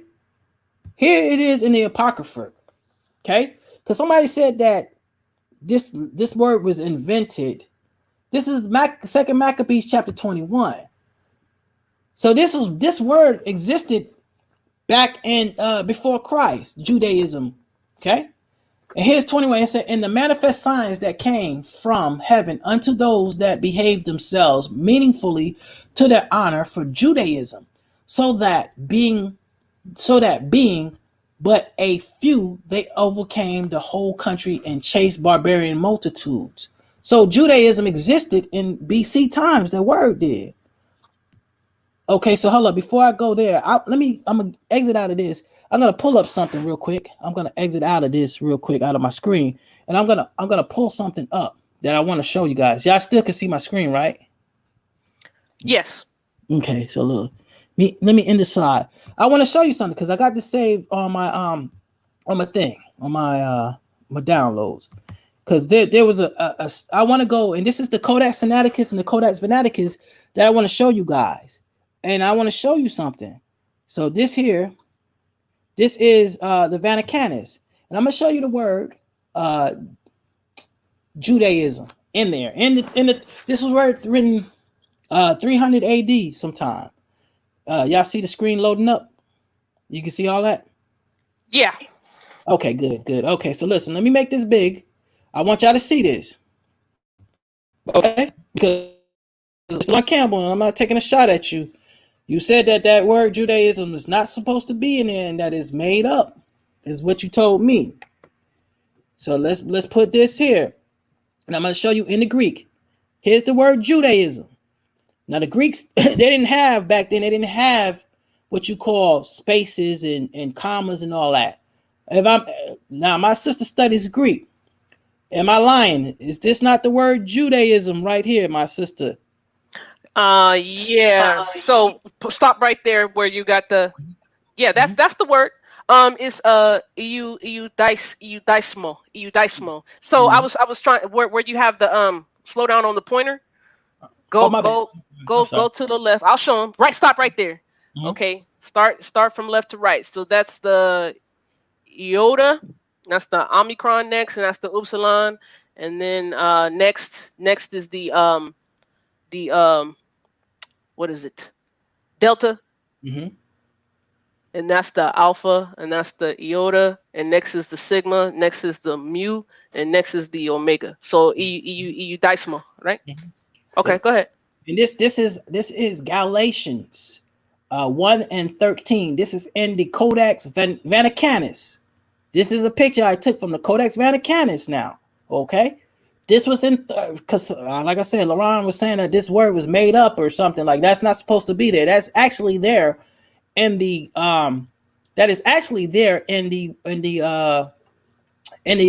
Greek, in the ancient Greek, one of the oldest manuscripts. Now let's look at the Codex Sinaiticus right here, and I'm going to get you that screenshot right here. And this is the Codex Sinaiticus. And like I said, they didn't write like how we see today, how the Bible was written. They just kept writing straight letters. So let me get this blowed up for you guys, and you're gonna see. Okay, is that a good picture right there? Can y'all see? Or do I need to zoom up a little more? Let's zoom up a little more, just a little bit. Okay. I mean, let me see. Let me zoom in. Okay. And this is the Codex Sinaiticus. These are some of the oldest manuscripts that you will find. Is this good enough? Yep, that's cool. And this is it. Judaism right here. Like I told you, they didn't write like how we did. This is the word. This is Judea right here. Judaism right here. If you want, I'll stop, sis, and you can go ahead and do your thing if you want. Can you see it really good? Yeah. And this is from the Codex Sinaiticus. This was in there. This was in the original manuscript of the Codex Sinaiticus. So this word is not made up. This word was even in the Apocrypha in the Book of Maccabees. Now I don't subscribe to the Apocrypha. I use it for historical reasons. But the Book of Maccabees is a legitimate historical Jewish book, and the word Judaism is in there. So whoever made that false claim talking about that word is not supposed to be in the manuscripts, that's a story. It's not true. Okay. Now, I want to pull up something real quick. If that's okay, let me just go here and pull up a tab real quick. And I told you I was going to show you about this oral Torah, right? I remember saying that. So let's see what they got to say, because this goes right along with what I'm about to show you guys. Oral Torah, okay? And here it is. Let's see. And I'm gonna breeze through some of the readings. I'm not gonna go into it because I know how people are. They don't like to really. Okay. Hebrews. Where is it at? In a Jewish encyclopedia.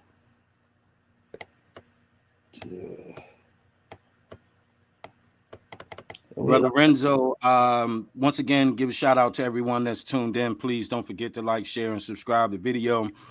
Just by way of notification, our brother, he's at work, but he left a note. He says also check out the Greek inflected word for traditions, whatever that word is. Same word used in Mark 7:4 when he was speaking about the washing of hands, cups, and other non-necessities, I guess. Okay, so here it is, oral Torah. This is from Hebrews. I'm going to go to the other one. I'm going to go to the Jewish website also. This is Hebrews for Christians. It's a good website. The oral Torah. Y'all can see this, correct? Yep. Yeah, we can see it. Okay, in rabbinic Jewish thinking, there are actually two Torahs written: an oral Torah, a written Torah, and an oral Torah. The written Torah refers to the 5 books of Moses, usually taking the form of Sefer Torah scroll, or the Chumash book from the first 5 books of Moses. Oral Torah refers to the word of mouth traditions of learning something. The idea is that God first spoke words to Moses and then Moses responded. That is before the actual writing down of the words of God. There was the dialogue, Torah Shabbat al-Feh. Did I pronounce that right, Sister Shanti? I can't see. Shabbat al. Hold on. Oh, yeah. Oh, here we go. I got you. Yeah. Torah Sheba al Peh. Okay, so I'll pay. In rabbinic traditions, oral Torah is considered more. Listen, in rabbinic traditions, oral Torah is considered more vital than the written Torah. Okay, the rabbis claim that the oral Torah was also received by Moses from God on Mount Sinai. So this is their traditions. So I'm gonna go here. So whoever said that they didn't believe in a oral Torah at that time, I think Kevin G, you said that. I think you was mistaken. Right. Hey, bro, you got a question from Brother Sean Harris. He says, so this is from Codex A, Greek Septuagint? Which Codex A? What? Which Codex he's talking about? Is he talking about Venaticus?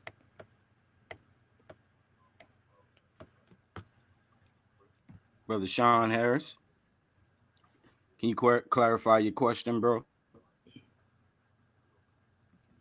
I think he's talking about the Codex. Is it Codex A in the Greek Septuagint? Oh, I don't know. It might be, if he's talking about the Sinaiticus, it might be from B. I'm not sure. I just know that the first one I showed was Codex Venaticus. That's the first one. And if he wants to know what website, I can give him the website, because there's actual a website that you can go and you can see all the manuscripts that they got a virtual copy of. So the first one was Codex Sinaiticus, and the second one was Codex Sinaiticus, was the second one. Okay, so I want you to see this real quick. So I'm on a virtual Jewish thing. This is oral law, and I'm just going to scroll through this. I'm not going to really read all of this and all that. So listen, the oral law, okay, and that's what this is. Term used to denote the laws and statutes, which is an addition of the Pentateuch. God gave to Moses, according to the rabbinical interpretations of Exodus 27. The words indicate that besides the written law, God gave oral to Moses other laws and maxims, as well as verbal explanations of the written law. Okay, so listen, this is what's going on. This is their mind frame. I'm just going to just take it to the mind frame. So listen to this. It says, even in the New Testament, I want you to read this, because this word tradition of the elders, that's also means oral law. This word is paradism right here. And I'm finna show you, because I came here because I want to show you what how the Jews or the rabbinics look at this stuff, right? In the New Testament, it is called, this is paradism. If I'm wrong, hold up, sister, correct me. I'm finna make it bigger just so you can see it. Yeah, I was about to say, okay, yeah. That's paradisis. Paradisis. And that means like oral. This is tradition. This is the word for tradition. Okay? So this is what it's saying. It's letting you know that this was in the New Testament. This paradism, this tradition, it relates to oral law. Okay? So that's the reason why I went there. Because now we finna get back into the slide. Okay? So we already noticed that. Now here's the word tradition. What does that say? What's that say, sister? Paradisis. Now hold up. Now the website we just came from just said that paradism, right? Is basically it relates back to oral Torah. So this is what you call the tradition of the elders, right here. This word here. This is Greek 3862, paradism, right? Now listen to this. Transmission, a precept, the Jewish tradition, Jewish traditionary law, ordinances, tradition, right? Paradisa, a handing down or on, okay? To hand over, deliver, denotes a tradition, and hence by metonymy, the teachings of the who? Rabbis, interpretations of the law, which was thereby made void in practice. The Negroes didn't practice the law. They made the law practice void. Listen to this again. Let's go back right here. Paradisis, a handing down, right? Or on. To hand over, deliver. A tradition. And hence by metonymy, the teachings of the rabbis, interpretation of the law, which was thereby made void in practice. Yeah. The rabbis, not Moses, but the rabbis. Here's the word study for you. And I'm going to zoom in here. This is the word study for the tradition. This is Greek 3862. Okay. Let's read. Paradism, right? To deliver in teaching, a tradition, a doctrine, an injunction delivered or communicated from one to another, whether divine, right? Which they're saying in for the divine one was 1 Corinthians 11 and 2 and 2 Thessalonians 2:15 and 2 Thessalonians 3:6. This is divine handing down the divine traditions, right? Now listen, of human, Matthew 15 and 2. Remember when he was talking about the Pharisees and these things, right? Galatians 1 and 14. Now listen to this. Galatians 1 and 14 is talking about human traditions passed down. And Mark 7 and 3 and 5. The expression, the tradition of the elders. Hold up. The expression, the tradition of the elders occurs. The Pharisees delivered to the people by tradition. I want you to read this. Now listen to this. By the traditions of their ancestors, many injunctions which were not written in the law of Moses. Okay, I'm going to read this to you again. I'm going to read this again because I want you to get this point. The Pharisees delivered to the people by tradition their ancestors many injunctions which were not written in the law of Moses. For this reason, the sect of the Sadducees rejected them, saying that was written should be esteemed obligatory, but that which came from oral traditions need not be observed. Thus, Josephus explains the expression of the traditions of the elders or of the Pharisees. The words of the elders were considered more. Oh, hold up, listen. The words of the elders were considered more desirable than the words of the prophets. I'm going to read this again. The words of the elders were considered more desirable than the words of the prophets. And what you would get from this word tradition is the word dogma. And we'll get into that one day when we get into Colossians 2:16 one day, and when we get into Ephesians chapter 2, when you see this word dogma, it's talking about man-made ordinances, decrees, customs, man-made customs.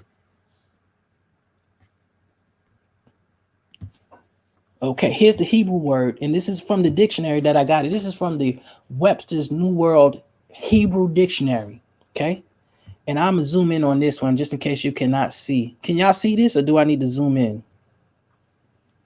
Yeah, that's good. Halakha. Ooh, I told y'all. Remember that word, halakha. Halakha. Law, rule, tradition. Hold up. Halakha. Law, rule, tradition. Okay. Halakha. La ma'asha. By rule of thumb. Halakha. Properly as one should, right? Because what it means is how one should walk. So they came up with this way you walk. A theoretical, listen, theoretical, halakha, theoretical in theory. Okay, right? Halakha. Decisions by a rabbinical authority or court. Hold up. A decision by a rabbinical authority court. So this is the opinion of the rabbis on how one should live and walk. This is what Paul is going against. This was what the Messiah was going against. That's why when I was on Sister E channel, I said that what Christ was going through, he handed it down to Paul because Paul was the perfect person for the job, because he snatched Paul out of Judaism and brought Paul into the faith. So now Paul knows how the enemy thinks and everything. Peter would not learn as Paul was in the ways of the tradition of the elders.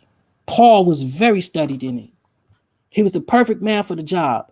So anybody sitting up here lying on us saying we hate Paul, we do not hate Paul. We just better understand Paul than you do. You don't understand Paul. You don't do the historical background. You don't do the culture of the background. We understand Paul and we love Paul. Okay, so before I go on, anybody want to elaborate? Anybody want to say anything? I do. But if anybody wants to go first before me, if they have anything to say, they can go ahead. No, you go first, sis. You good? All right. I apologize if there's, some music, loud music you can hear in the background. But I do want to read, if I could, Brother Yehukanan, verse 13 from Galatians chapter 1. I'm going to try my hand in the Greek, so bear with me, okay? But I do want to point this out. You want me to pull it up out of a version or something like that? Or want me to go online and pull it up or something? Or Yeah, you could pull it up in the SBL, but I have it here. But if you want to pull it up in the SBL, you could. Okay, you said the SVL. What's that? SBL. So you could go to Bible study tools, and the SBL, S as in Sam, B as in boy, L as in Larry. It's a version of the Greek New Testament that I read. So I just need to put SBL in there? Yeah, SBL, Greek New Testament, space. There you go. Okay, just click right here. Yep. You can do that. Okay, and actually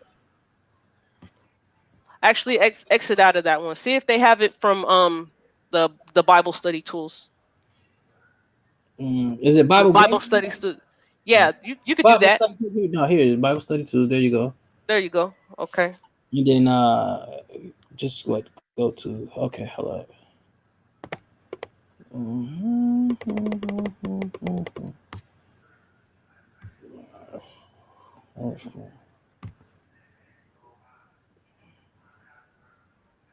Okay, one, and I'll make it a little bigger.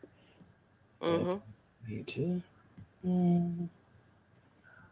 Okay, so let's go down. Oh my goodness. Yeah, chapter 1, verse 13. Yeah. I just want to point something out. You're good. No, I got pop-ups keep popping up. I had to hit that button, never allow it. Let me see. I know what you mean. You probably have to go where at the top left where it says Bible and there's a drop down. Or actually no, go to you're in the SBL already, right? Yeah, I'm in the SVD. Okay, go down a little bit. Down. Mhm. Where it says chapters, click on 1. Oh, okay, yeah, that's probably what it was. I didn't click on one. No problem. Okay, here we go. This should be Let's it. see if the Greek pulls up. Okay, so you want to go to Yeah, 13? yeah, please make that bigger. Okay.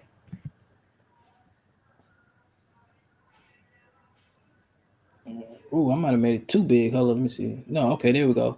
All right, Yeah. hey. I'm going to read verse 13 there, okay? So I'm going to read this in the Greek, but I just want to point out one major word and then have some commentary about it if I could. So let's see here.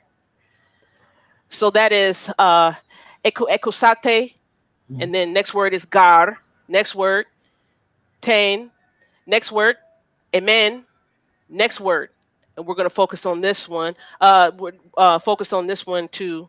Anastraphen, next word pate, the next word and then the next word sto.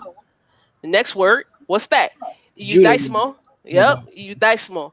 So let's pause right there. Actually, let's continue to read the rest of the sentence. Next word, hati. Next word, kat. Next word down. Hyperbalen. Next word, ediokan.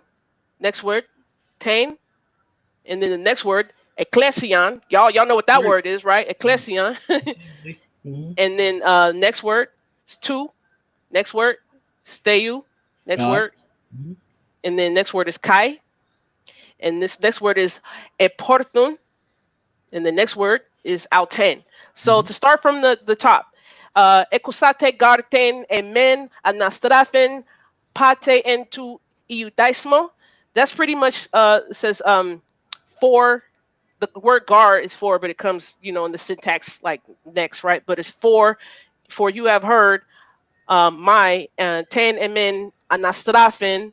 Emen is my anastrafen former. Anastrafen is former. Um, excuse me. Excuse me. Not former. That's the conduct. So your conduct, manner of life. Your anastrafen is your conduct, your manner of life, pretty much your lifestyle. And then the word after that is pate, where it starts with the letter pi or p. Pate. That's the word former. Former into eudaismu. So Paul said you have heard pretty much about my former manner of life in Judaism, right? So pretty much that word former pate, it modifies the phrase anastrafen. So it's something that Paul was talking about in his former conduct and behavior, not something previous, not something outside of or before. So it's showing like a change or a shift in the model or the paradigm that Paul was in. He was within Judaism. He was within the conduct of Judaism. So like a lot of people think like Shaul because that's his name, but in Acts chapter 9, it like I have a nickname, Shan Ashanti Doc, but the name of my birth certificate is Ashanti. Just because somebody called me Shan or Shanti Doc doesn't mean my name was changed. It's a nickname. So Paul is a nickname, right? So Paul, pretty much, they think when in Acts chapter 9 that he had this revelation or whatever, they think his name was changed to Paul, and they think that changing of a name meant he changed into a religion called Christianity. That's not the case. Okay, so pretty much what Paul was doing was he was switching from being a non-believing a non-believing Jewish Pharisee in Yeshua. He was non-believing in Yeshua, right? But then he switched to being a believing Jewish Pharisee in Yeshua. You get it? So pretty much it's like that word pate former is saying that, hey, he changed up his lifestyle. So this is not implying that Paul formerly lived within Judaism, but as at the time that the letter to the Galatians was written, he was no longer living within that lifestyle of Judaism, meaning the works of the law and being under the law and holding the oral Torah in higher regard than the written Torah. And Paul was under the belief that the original definition for which circumcision was given should be there. Paul did not agree that circumcision or works of the law, being Jewish to be in the covenant, was not something that the Most High Yahweh gave. Paul was pretty much saying it was an oral tradition that came on later into the scene. But I just wanted to add that to the mix. So all praise be to the Most High Yahweh. All praise. Sam, you want to say something?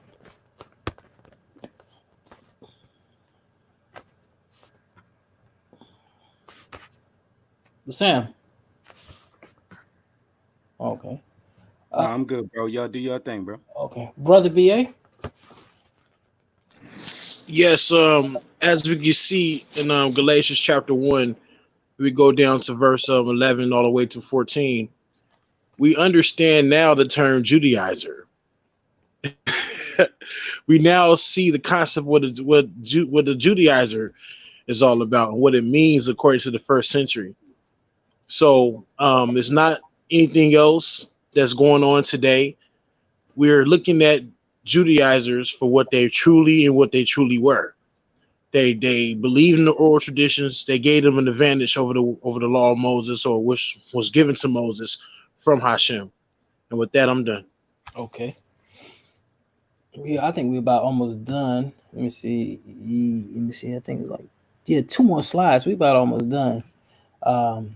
Let's see. Oops. Nah, hold up. Let me back out real quick. Yeah, let me say something real quick, bro. Yeah. that Galatians 1, if you guys are watching that and going through as bro is reading, you'll notice that Paul is making a distinction between the doctrines of men, the gospel of men. He said he didn't receive his gospel from men. And so the whole spirit of that first chapter there, Paul is addressing the doctrines of men. I hope you guys are able to see that out there. This first chapter actually sets the tone, as bro has already said, for the book as a whole. And we see here in these first few verses that Paul is dealing with men, traditions of men, teachings of men. He said, I didn't receive this from a man. And Paul is going in there and he's talking about and dealing with Judaism, as bro is eloquently and effectively bringing out. Yeah, we almost done. Ain't got 2 more slides. Let's see from the current slides. Okay, so this is, and y'all can see my my screen, right? Yes. Okay, Yeah, we can see. So here's Galatians 1 through 15 and 19. And I think it's clear. We see that Judaism is something that is started by as man-made. Is started by the Pharisees or the Hasidim sect coming back from Babylon. And the Pharisees really they were big into it. It had nothing to do with Moses. We see that what conversion was back then for a Gentile, it was something that had to do with circumcision. So here we go. Galatians chapter 1, verses 15 through 19. But when it pleased Elohim, who separated me from my mother's womb and called me by his grace, to reveal his son in me, that I might preach him among the heathen, immediately I conferred not with flesh and blood, neither went I up to Jerusalem to them which were apostles before me, but I went to Arabia and returned again unto Damascus. Then after 3 years I went up to Jerusalem to see Peter, and abode with him 15 days. But other of the apostles saw I none, save James, the master's brother. Now, the things which I write unto you, behold, before Elohim, I lie not. Afterwards, I came into the region of Syria and Cilicia, and was unknown by face unto the churches of Judea, which were in Messiah. But they had heard only that he which persecuted us in times past now preacheth the faith which once he destroyed, and they glorified Elohim in me. And I believe that is it for the first chapter of the, and it is that's it for the first chapter. I believe I did go into the oral Torah and show show them the proof that how it's basically there was 2 Torahs going at that time. So that's it. That's it for the first chapter, man. We made it through. Hallelujah. I'm gonna Hallelujah. stop sharing my screen, and you know what I'm saying, and we can elaborate a little bit. You know, y'all go ahead. I just want to say, Kote Halil Kokabo Ahati Fedes Le Yahweh Abdinu Elohim Nu. All praise, honor, and glory to the Most High Yahweh, our Father, our Elohim, our God, our power, our deity. Brother Yuhukanan, yo, this is fire, and you got 5 more chapters to go. I mean, you gonna bring some down. You gonna bring some down, and we know what you're bringing down, and once you bring that down, the Most High Yahweh's kingdom is going to be built up in righteousness and in truth, genuine truth. And this is a credited scholarly PowerPoint you put together so far. So thank you, Brother Yehukanan, for allowing me on. I'm ready to go with you through the next 5 chapters. Brother Sam, thank you so much for having me on. Brother BA, thank you. The guard, but I don't really have much to add. Go ahead, Yehukanan. Yeah, hold on. Let me say something, because I see y'all and shout outs to y'all World 77. We're gonna go through it probably 2 weeks from now. We're gonna do it chapter by chapter. We don't want to do all at one time, man. What we want to do is we want people to learn. That's why we're trying to keep this short, man, because nobody wants to sit through 7 and 8 hours of a teaching, man. You lose people then. And so I think we were very informative to the people. And this gives us some time to study on chapter 1 and look at this. You understand what I'm saying? So this is a series that we're gonna do. So I mean, if you like what you saw tonight, my brother, if you know what I'm saying, come back next week when we do chapter 2, and then the week after next we're gonna do chapter 3. It might not take us 6 weeks to do it, because honestly, we might, when we get to 3, we might be through 3 with some of 4, and then 4 with some of 5. Because some of those go together, and we want to keep everything in its context. Hey, Brother Yehukanan, real quick before, after everybody says their closing remarks, may I close out with the priestly ironic blessing? Man, why you keep asking me? Can you? You know you can, man. Come on. Okay, okay. Let me go back on mute. Thank you, Yehukanan. So okay, I'm a BA. I'm gonna save the well, now we'll say Shanti for last. So you got anything you want to say, brother? I would just like to thank everybody for inviting me on, Brother Addison and Yehokanan. And 2 years ago, when Sis brought this to my attention, I kind of was sleeping on it. You know what I'm saying?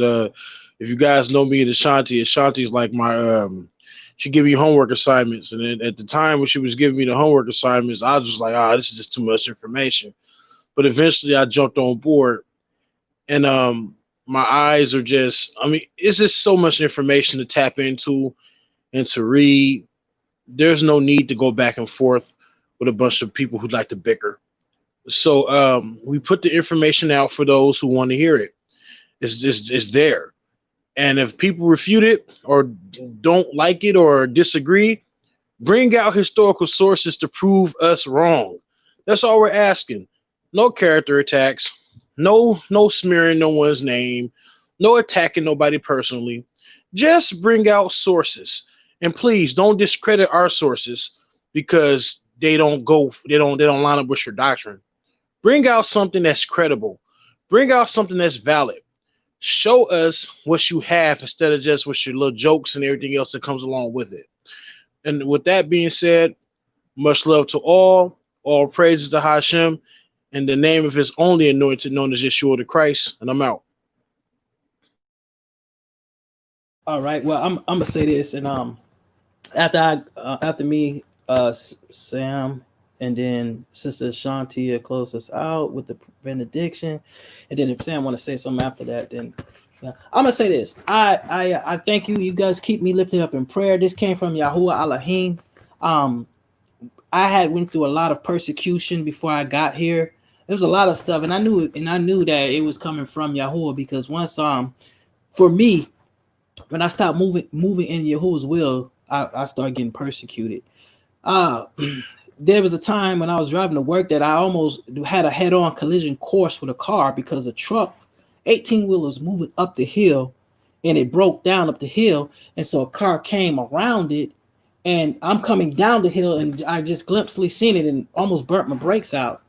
And all this stuff started happening right when I started mentioning that, hey, I'm gonna do this series, and I even tried to confer with some the Christians about it. And so, I mean, a lot of stuff happened. I mean, dude, like my computer had got a dang virus. My what do you call it? The internet cord that I had, it got broken. And these things was just letting me know, like, yo, this is where Yahuwah wants me at. He wants me doing this series. He wants me to break down this Galatians, man. So y'all keep me lifted up in prayer. I hope, I edified the people. And if anybody sees this and they don't like what I show, like the brother said, I mean, come with your sources.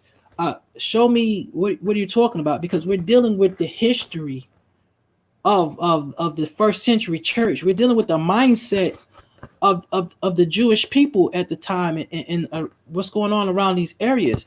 And if you like chapter 1, I mean, when we get down to chapter 3, y'all really gonna like chapter 3. We're gonna get into chapter 2 next week. You know what I'm saying? We got the information for that, because when we get to chapter 2, when it starts down to verses 2 and 16, that's when we really start getting in some of the meat and potatoes. So I thank you for everybody who listened and who came out to show your support and to listen. Yahuwah bless you. Hey man, do me a favor if you can, y'all share this on your Facebook, man. Help this, because this is for the people, man. Yahuwah showed me that, you know what I'm saying, when people die and they go, especially the Christians, and I'm not trying to pick on them, that they're gonna try to use Paul for the excuse, and he's gonna tell them, I didn't tell you that Paul is gonna be a witness against them. And this is what Yahuwah has showed me. If I'm wrong, Yahuwah, for what I'm saying, then correct me. But from what Yahuwah has showed me is that the people who are saying that the law is done away with and not walking, that they're not establishing the law and the righteousness of the law, that they're not establishing it, Yahuwah has showed me that Paul is going to testify against them. So if y'all can do me a favor and please get this video out, share it, share these series that we're doing with the people so they can see this, man. Please do that for me and do it for the kingdom. I yield. Sam, it's on you.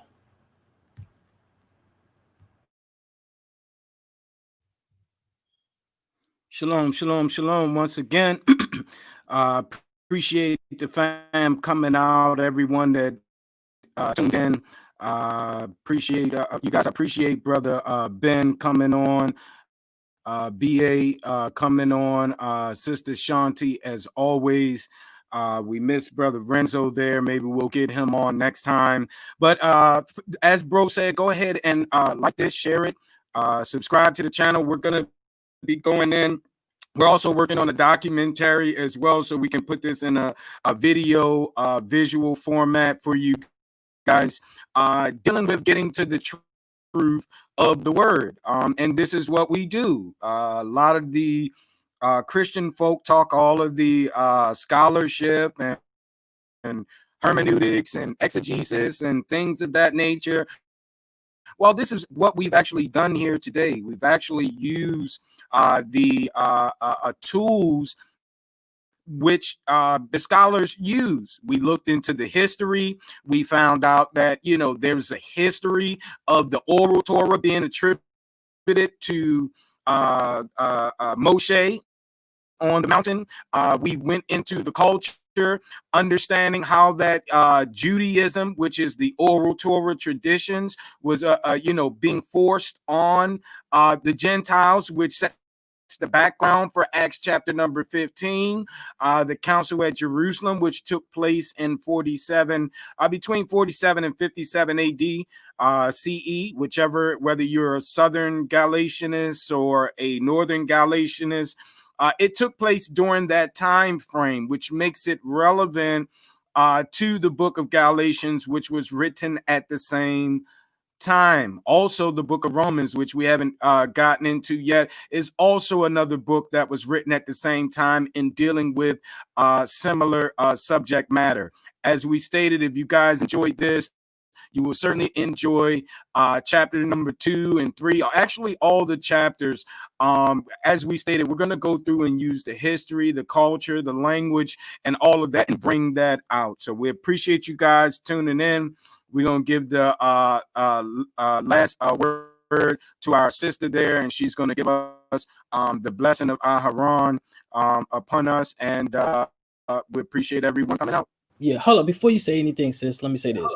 We love our sisters, and we appreciate our sisters. We do not oppress our sisters.